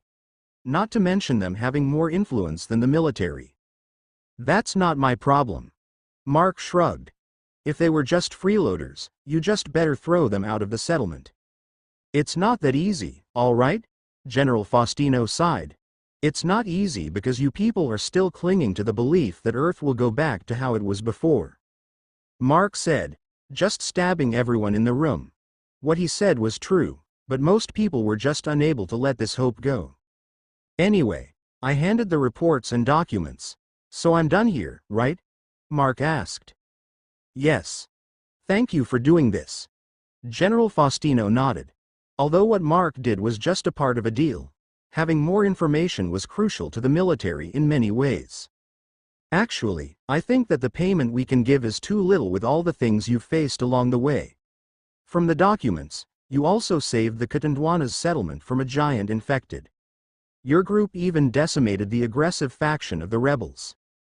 The general added, which anyone in the room could only agree. Hearing that, Mark stealthily smiled. It was what he was waiting for. While he did not lie with his reports, he exaggerated pieces of it, making the general feel that Mark's group was getting a loss instead. If you think like that, then I actually have a request, Mark spoke, taking the opportunity. What is it? General Faustino asked, thinking that the deal should at least be equal. After all, Mark's group did many things for this settlement, including during the attack of people from Ouroboros. I want to borrow Sherval Sandoval for a while. Mark told his request, causing a deafening silence in the room. Professor Sandoval? Why? Of course, the general would ask. We've found some strange samples of plants near the base. I want an expert to take a look. Mark then took out his phone, showing photos of strange-looking plants. You could just take those samples here, right? Jones interjected. He was not wrong, though, as it was the standard protocol. Would you try an approach, not to mention transport, plants that you knew nothing about without the aid of an expert? Mark asked, making Jones silent. There was a possibility that those plants would be poisonous or had allergens. It would be safe to study those plants on site to avoid complications. Even the soldiers scouring the vicinity would take pictures or drawings first before bringing a team to transport it. Nonetheless, the other soldiers were against it. A scientist was precious personnel in the settlement. Even more for someone with achievements as Professor Sherval Sandoval. However, it seemed that General Faustino was different. All right, I'll allow it. General Faustino nodded. General, are you serious? Some soldiers could not help but ask because of the unexpected answer. We don't really have any problem here. General Faustino insisted. So far, Mark had been a trustable partner. His base might be hard to reach but is not too far from here either. If Professor Sandoval's safety is what you people are worried about, I doubt that we can do better than him and his group. Those words struck everyone in the room to silence. No one was able to refute it, despite their disagreement. In any case, I'm just borrowing him, Mark spoke. If you people want, you can send someone to guard him. Preferably, Major Bautista. In the least, we knew each other. I won't bother to get along with people I don't know, so it's better to send someone we knew. Is that also the reason why you chose Professor Sandoval instead of asking for any scientist we had? General Faustino asked. Yep. Mark nonchalantly replied. Scientists are eccentrics, so I rather not entangle myself with those that I'm not familiar with. With Mark telling them to send other people to guard Professor Sandoval, the opposition became weaker. In the end, they agreed, although the general told Mark to return him as soon as possible. Of course, Mark had no problems and agreed. All of them did not know that it was Mark's plan all along.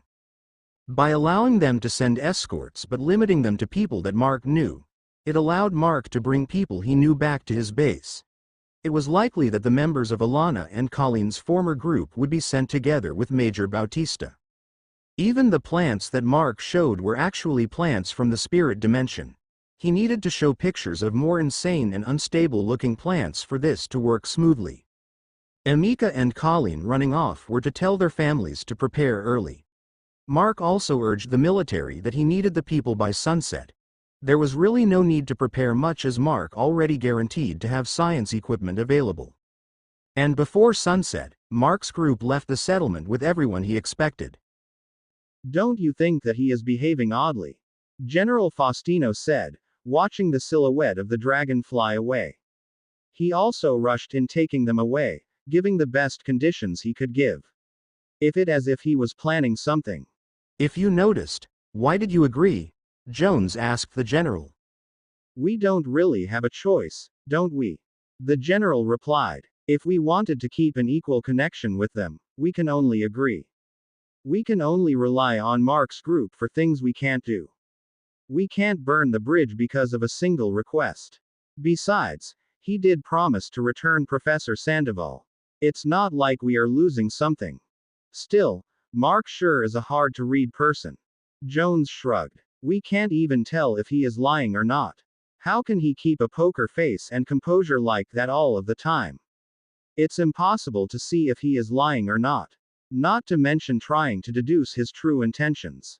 Since you know that he's someone that keeps to himself, you better stop with those jokes. General Faustino complained. Ha ha ha. Jones scratched his head. It just came out. With that exchange, everyone went back to their duties, unaware that it would be the last night that Earth would remain the way they knew. Day 156 to 6:51 p.m. Mountain Base, Mount Malabido, General Nakar, Province of Quezon. Arriving at the base, the reaction of everyone from the new Infanta settlement was the usual surprise and amazement. They were just regular humans before the outbreak, and they would think that something magical as Mark's base could exist. However, the moment they arrived, Mark led everyone from New Infanta settlement to the meeting room. Although Mark brought them here by the guise of a request, they still needed to know the actual reason, considering the ones present were connected with the people from his base in one way or another. Of course, the only thing Mark told them was about the incoming planetary debris hitting Earth. Other information about the hidden gods and eyes intercepting the debris were not included, however. The ones present were the people Mark had in mind to bring here. First and foremost, Emika's family. Her mother, Rosami, her younger brother, Mikio, and her uncle, Sherval. The second one was Major Alfonso Bautista, Colleen's father. Lastly, as a pair of bodyguards, the two former teammates of Colleen and Alana were present, Joash and Tyson. They were the ones that General Faustino sent as escorts. Well, they volunteered upon hearing what was happening instead of being ordered by the general. These two were competent enough and passed Mark's criterion of being familiar to him. After the two volunteered, General Faustino decided not to push any other soldier as escorts. It was evident here that he did not want to be on Mark's bad side. Giving too many escorts on a supposedly safe endeavor would offend Mark was definitely what the general had in mind. The two seeing Colleen and Alana after a while surely was a happy occasion. By what it seemed, Joash had already given up on trying to chase after Colleen. The way he looked at the latter was different from before. It was a good thing, considering that the man had no chance of succeeding. Mark revealed what was really happening to the people in question. It was not surprising that they were shocked by Mark's announcement. Are you telling the truth? Why are you just saying this now? Shouldn't we announce it to everyone? What about the people in the settlement? That question would surely pop out in such a situation. This time, it was Joash who asked it. However, before Mark could answer, Major Bautista stopped Joash from asking more with a shake of his head. There is no point in it. Major Bautista spoke. This is a catastrophe on a worldwide scale. There is no way we would be able to do anything other than making people panic if it was known to everyone. In the worst case, the settlement would fall before the catastrophe even struck.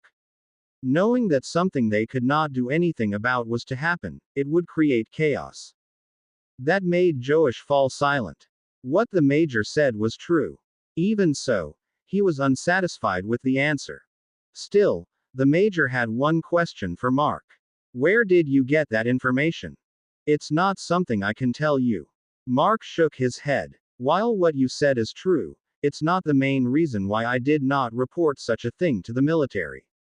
It's because someone else would have done it if any of you fit certain criteria. This made Major Bautista and the others confused. Why so secretive? Is the person that told you this some sort of oracle-giving god or something? Tyson, the most carefree of the group, spoke out loud. His words, however, made the people in the know inside the room react. Those reactions served as a clue.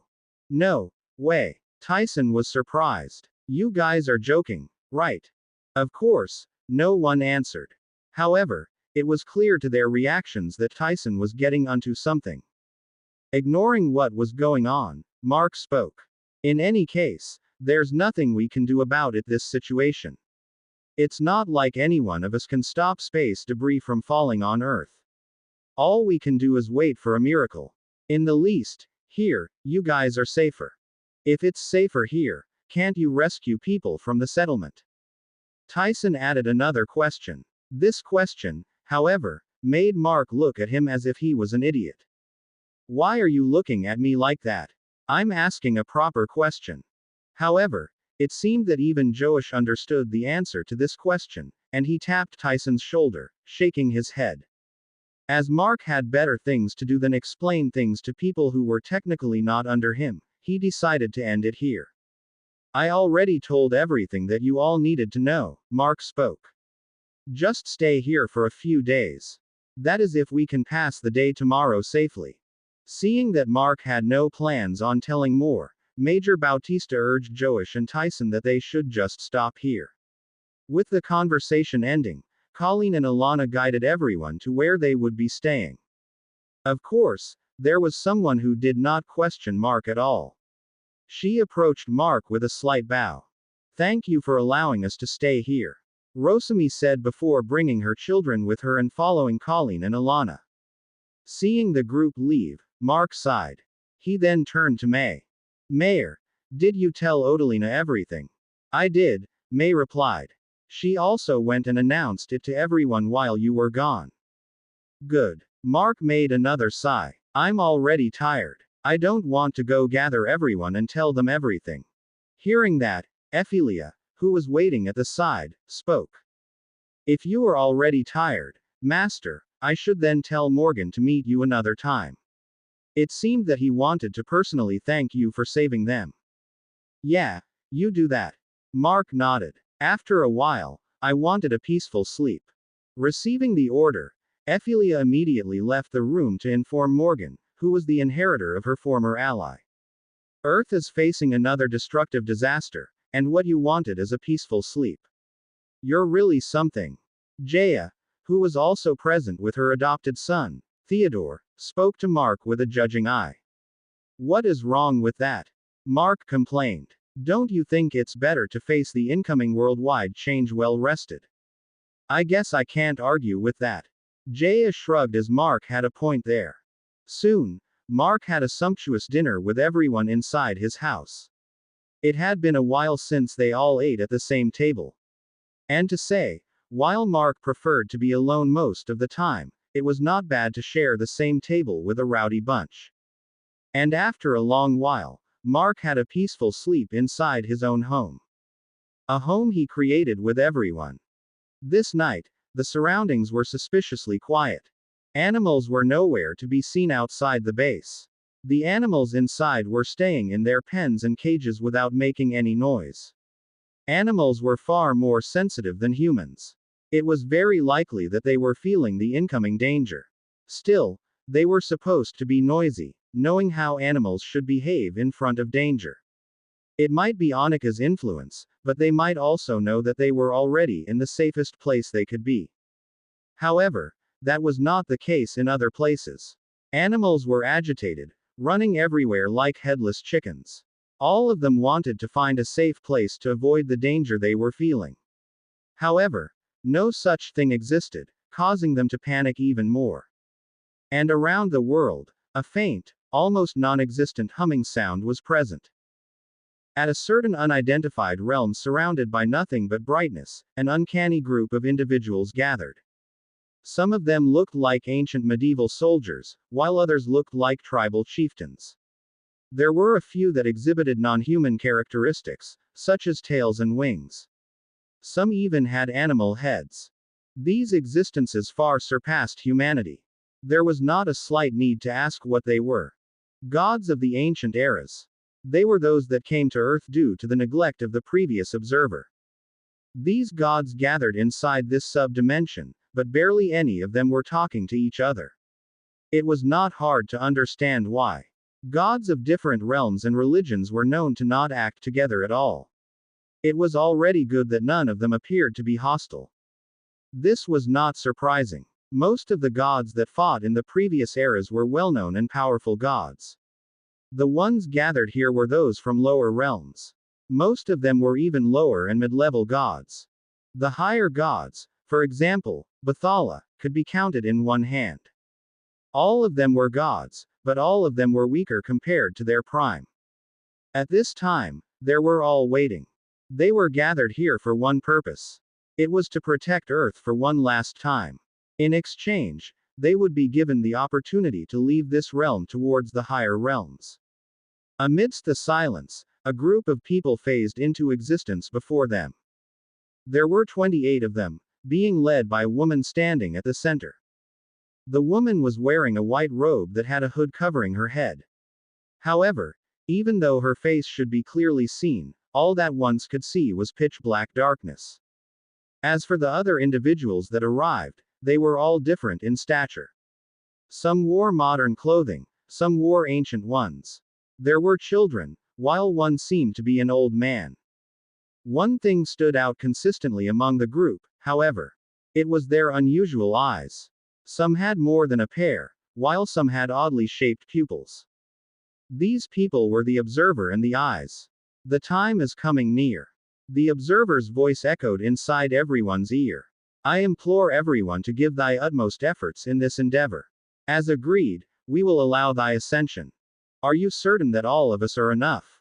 A man with a crocodile head spoke. Although I did not mind helping as it was also to the good of those still believing in my faith, we are severely weakened. We might be able to produce meager miracles but not destroying a structure nearly the size of the prevailing moon. At the crocodile-headed man's question, the observer replied. It did not matter. All they needed to do was to release enough energy with everyone present here. Although the combined might would not be enough to completely vanquish the threat, it should be able to minimize the damage. From there, it would be left to us. Then, the observer explained. We might not be capable of completely eliminating the threat of the aftermath, but we should at least be capable of protecting our world from utter destruction. If only our powers did not dwindle, we might be able to do more than what you expect. A handsome man with a shoulder made of ivory spoke. He might not be a known god in the myths, but he was still a son of a god. It was even if he was kicked out of the mountain because of his crazy father's deed. I believe that my apostles already recapitulated that it was not within our accountability. The observer replied. They only believed the ill words of other gods and stood against us instead of leaving this world in the past. Many gods were known to be arrogant beings.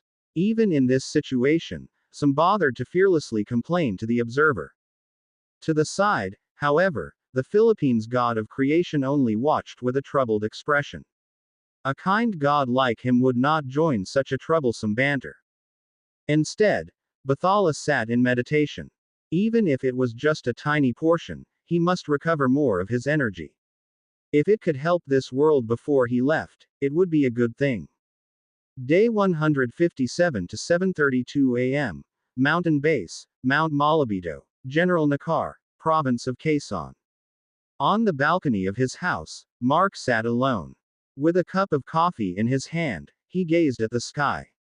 Today was the threshold. The final day that Earth would be seen as it was before the apocalypse. At any time, the world-changing catastrophe would happen. However, none of them knew when it would happen. It might be today or might happen tonight. It might even be tomorrow. One thing was definite, nonetheless. Today would mark the start of another era on Earth. An era not ruled only by science but also magic. But, of course, it was not the humans nor the magical races that reigned the new era. It was the infected who would rule it. There was nothing to do now but wait.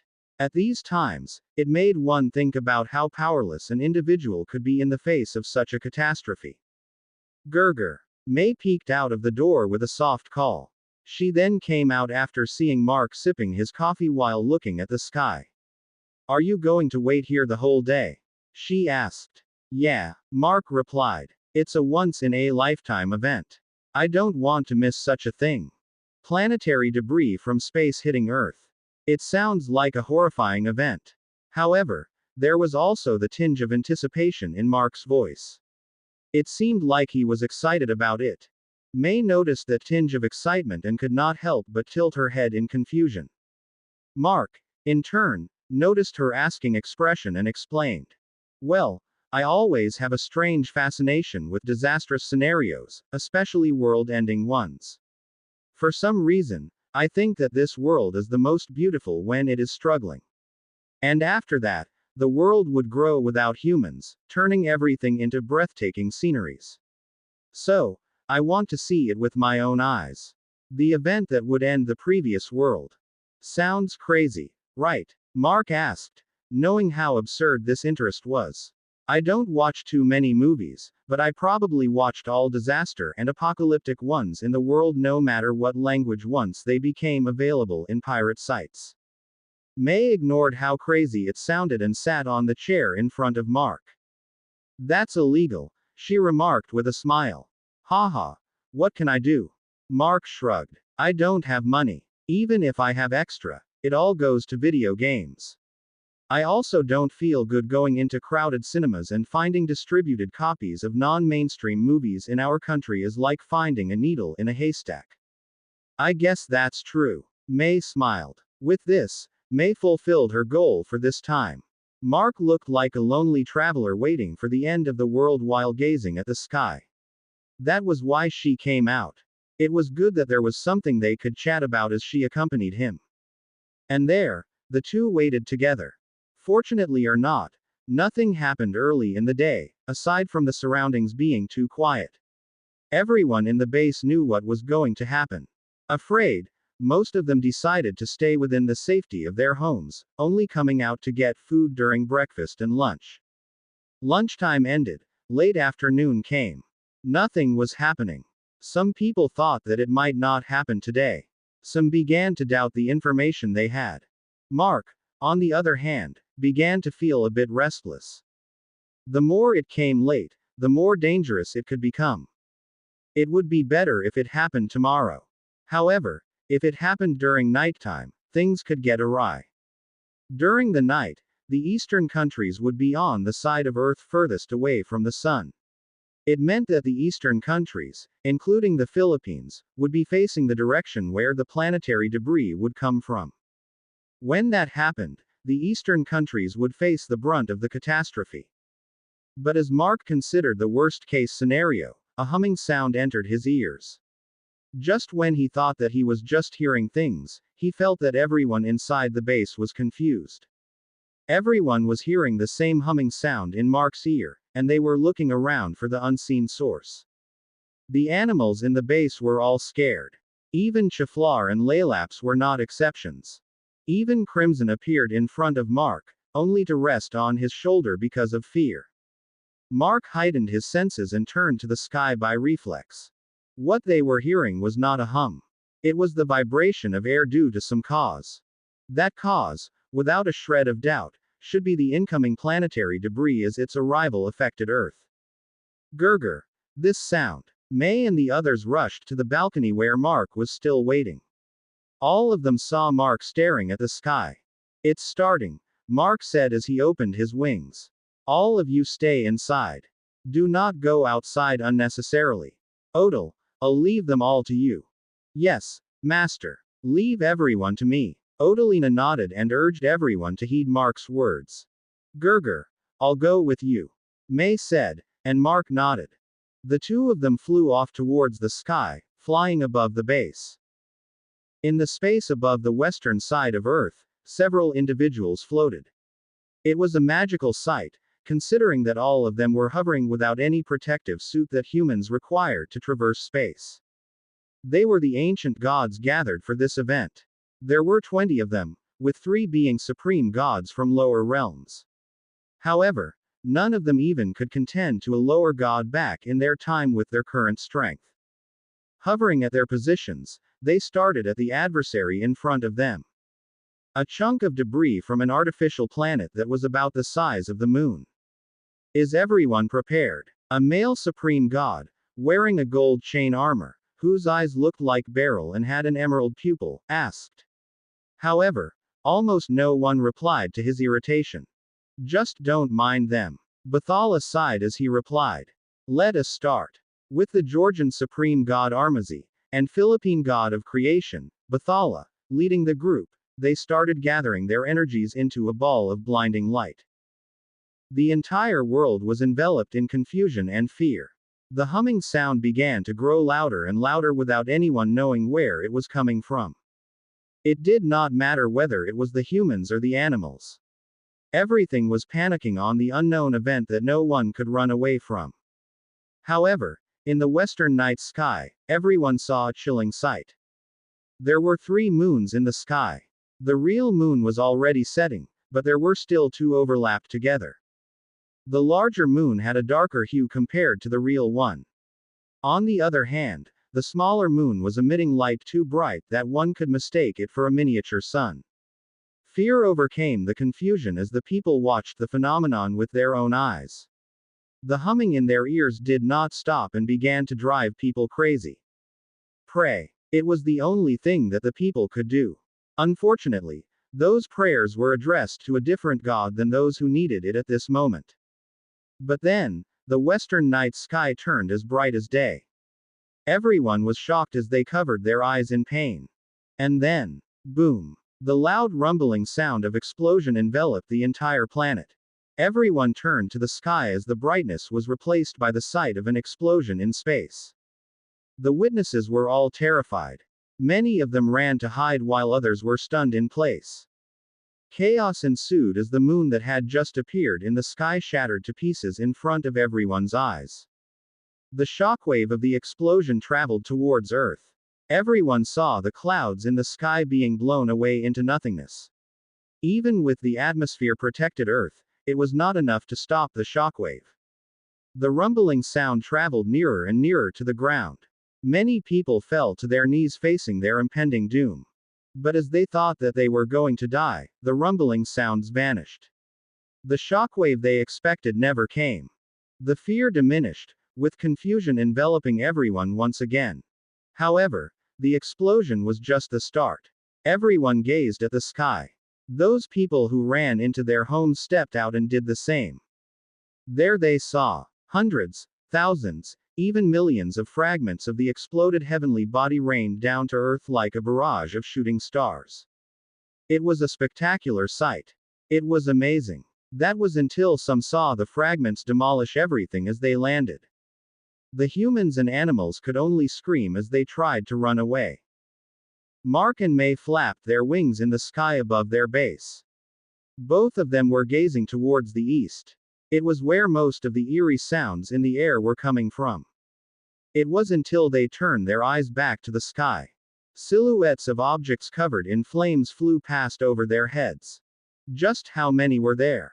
It was countless. Mark nodded to May as they flew higher. It was until the point that they could see the sea in the eastern part of Quezon. Splash! Large space debris covered in flames, about the size of an aircraft carrier, crashed into the sea. The impact caused a terrifyingly high tidal wave that traveled towards the shore.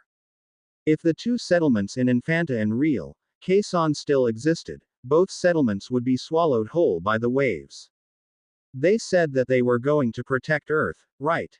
May asked in dismay. If this continued, everything will be destroyed. Mark had the same thought. With how many pieces of space debris raining down into this planet, everything would be obliterated in no time. Not to mention the heat created as the debris entered the atmosphere continuously.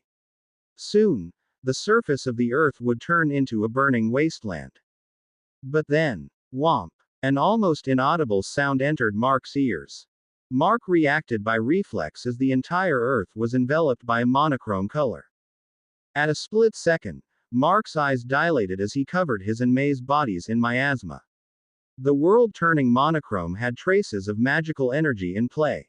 And then, there was nothing but silence.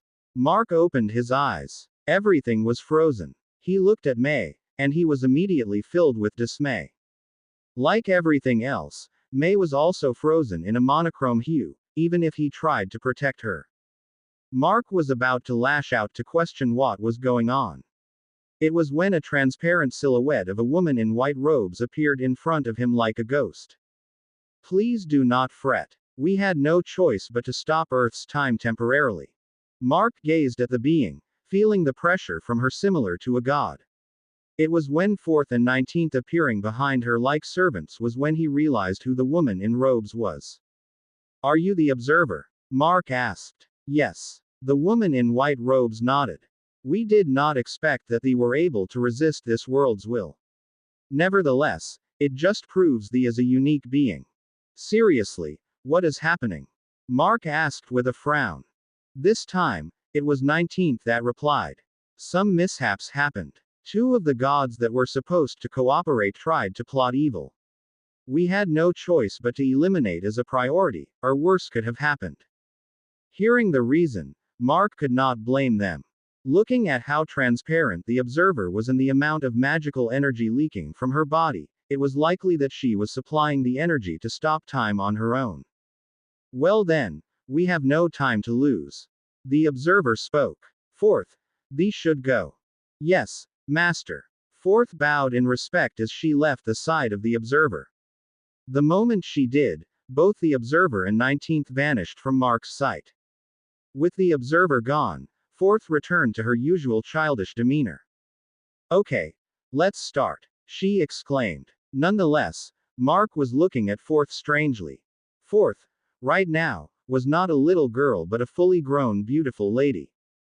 That appearance did not suit your attitude. Mark said nonchalantly. What is wrong with my appearance and attitude, huh? 4th screamed. Just go home already.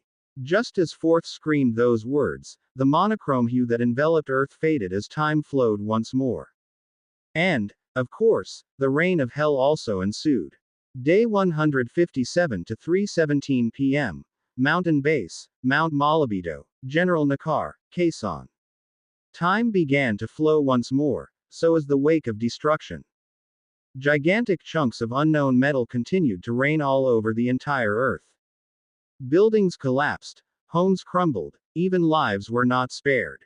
Settlements were crushed, survivors faced their helpless deaths. Humans screamed in terror as they watched the sky. The oceans overflowed with tidal waves, swallowing everything near the coast. Seawater began to heat up, causing marine animals and plants to perish. Mutated marine animals dived deeper and deeper into the ocean to escape. Mountains and hills turned into craters, and forests were ignited ablaze. Roars of mutated animals could be heard as they fled in utmost fear. Parts of cities turned into piles of rubble, burying anything inside, alive or not. And the infected, of course, watched the sky in curiosity until their bodies turned into scattered pieces of meat or even dust. It was all because of the pieces of planetary debris that rained from the sky. All of it happened during the time that the eyes were late. As the time freeze ended, May flinched. As someone whose eyes were enhanced, she immediately realized the sudden changes in her surroundings. Mark was flying in a different place, while an unknown woman was now shouting at him like a child. Gerger. Who? May asked, not realizing who the woman was until she saw the woman's familiar eyes. Ah. It was not surprising that May did not recognize 4th immediately. Compared to her body as a little girl, her current rich lady-like appearance was too different. Not to mention her attitude that did not change even a tiny bit. After shouting at Mark, telling him to go home, 4th immediately faced the sky. There was no time to waste further. 4th raised both her hands, her 3 vertical eyes glowed. Mark and May raised their heads. They could see a faint light slowly cover the entire sky. Then, the two frowned. Mark released the mental crystals from the psi crystal. May took out her sniper rifle, the shooting moon blade. They were ready to attack as they saw a large, flaming red chunk of metal falling towards their home. The falling planetary debris was about 70 meters in diameter. It was more or less the length of a passenger airplane. Not only was its surface entirely red because of its entry through the atmosphere, but it was also falling too fast. It would definitely turn the base into a heat-filled hell even if it could not entirely flatten it because of the blood metal structures. But before the two could act, 4th's voice rang into their ears. Just stay put if you two are not going home. With her words, the two immediately knew that 4th was going to handle this problem. The enormous debris collided with the veil of light above the base as soon as the two relaxed.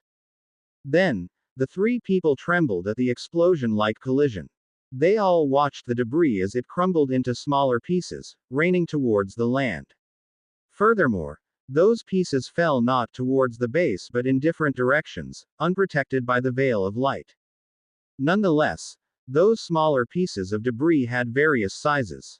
The largest ones were the size of a passenger bus. Their fall towards the land still caused substantial damage to the surroundings. At that scene, Forth took the initiative to explain, glancing at Mark and May behind her. You two don't have to worry. This barrier extends all over Southeast Asia, which is the area under my protection. I can guarantee that as long as there are no unexpected circumstances, none of these useless pieces of metal will fall onto your base. When Forth said those words with confidence, a few more large chunks of metal were falling towards their direction. And as Forth had said, all of them crumbled as they collided with the veil of light. The large ones split into smaller pieces before scattering, while the smaller ones were obliterated entirely. But then, Mark asked a question, looking at a large piece of debris that created a wide crater by the foot of the mountain. You said that it covered your whole territory, but those fell not too far. And you're not only protecting our place, right? Duh, of course not. Forth yelled with hands raised and eyes glowing. Our powers are limited given that the number of humans on Earth dwindled drastically. There is no way that we will be able to cover the entire Earth and maintain it while facing all this falling debris. Besides, our duty is to protect humans. Other things come second. Several explosions were heard as several gigantic chunks of space debris crashed onto the barrier that covered the new Infanta settlement. The space debris also broke down into pieces and fell away from the settlement. However, Mark noticed something. Isn't Infanta settlement's barrier weaker than ours? It was not hard to notice. The chunks of space debris that fell from the ones that were supposed to hit Mark's base were thrown far all the way to the foot of the mountain. Those in New Infanta settlement fell quite close, enough that the dust and tremors from the crash reached the settlement. It can't be helped. Forth irritatingly replied. The strength of the barrier corresponds to the humans inside it. That statement made both Mark and May confused. It was not surprising that the strength of the barrier would scale with the humans since the existence and powers of the eyes also rely on humans. Specifically, the collected emotions of the entire human race. However, the population of the new Infanta settlement was within several thousand. Mark's base could not compare to it, considering it only had around 200 people. And yet, the barrier around Mark's base was more powerful compared to the one that covered New Infanta settlement. As if knowing what was inside Mark's mind, Forth added. Not everything is about quantity. The strength of the people, their unity, emotions, and even their trust in their leader. All of it matters. A group of several hundred people united to build a new home under the leadership of someone they trust cannot be compared to several thousand people in a settlement just staying there to leech off their leaders. That is why I am here. Forth confessed. The strength I can gain from your base is more than enough to protect it. If I positioned the foundation of my barrier here, I could distribute the excess energy to other places that needed it. Oi! Mark called out complaining. Of course, anyone would be displeased to hear something like this. Don't worry, Forth assured. I'm not doing it blindly. I prioritize distributing the energies at those places we knew you had a connection to. For example, Bay City Settlement and the NPA settlement where your parents are staying. Those places needed more energy since they built their settlements beside a huge body of water. A single tsunami can wipe out those places entirely. The remaining went to those places that your people had relations to in one way or another within Southeast Asia. With that said, Mark's displeasure died down immediately. Although he did not know whether Forth was being considerate or if it was a privilege given to him, it was a good thing. After that, Mark stayed silent and did not bother Forth anymore. Forth was putting effort into maintaining the barrier, and she needed to put her attention to it more instead of answering his questions. That was why with May by his side, Mark watched the rain of hell from the sky. The red-hot chunks of metallic space debris from an artificial planet. Countless of these things left flaming trails as they all passed through the Earth's atmosphere. It was truly a scene of destruction only seen in movies. But now, Mark was witnessing it with his own eyes. Streaks of red light painted the sky. It was a scene that was engraved permanently in Mark's memory. For Mark, a scene within a zombie apocalypse sure was exciting. This, however, looked beautiful and amazing, despite how destructive it was. The reign of hell continued on for several minutes. However, the whole thing felt longer, especially for the panicked people, praying for safety and thanking the miracle that happened. People around the world cheered, seeing the end of the frightening rain of flaming space debris. They did not mind the destruction left by the event.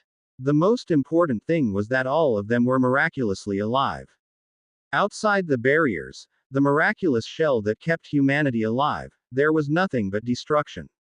Melted craters, ruined buildings, flattened mountains, burning forests, and of course, dead people. Not every human survived the catastrophe. Many people, both unlucky and foolish, perished.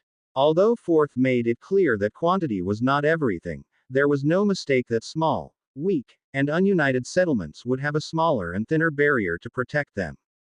Small settlements and hideouts were obliterated, along with everyone living inside. Those that were gathered by nothing but fear of the apocalypse were unable to support a barrier enough to make them survive. The already dwindling human population of the world decreased drastically even further. Unfortunately, for those that survived, it was only the beginning. Earth's temperature continued to increase.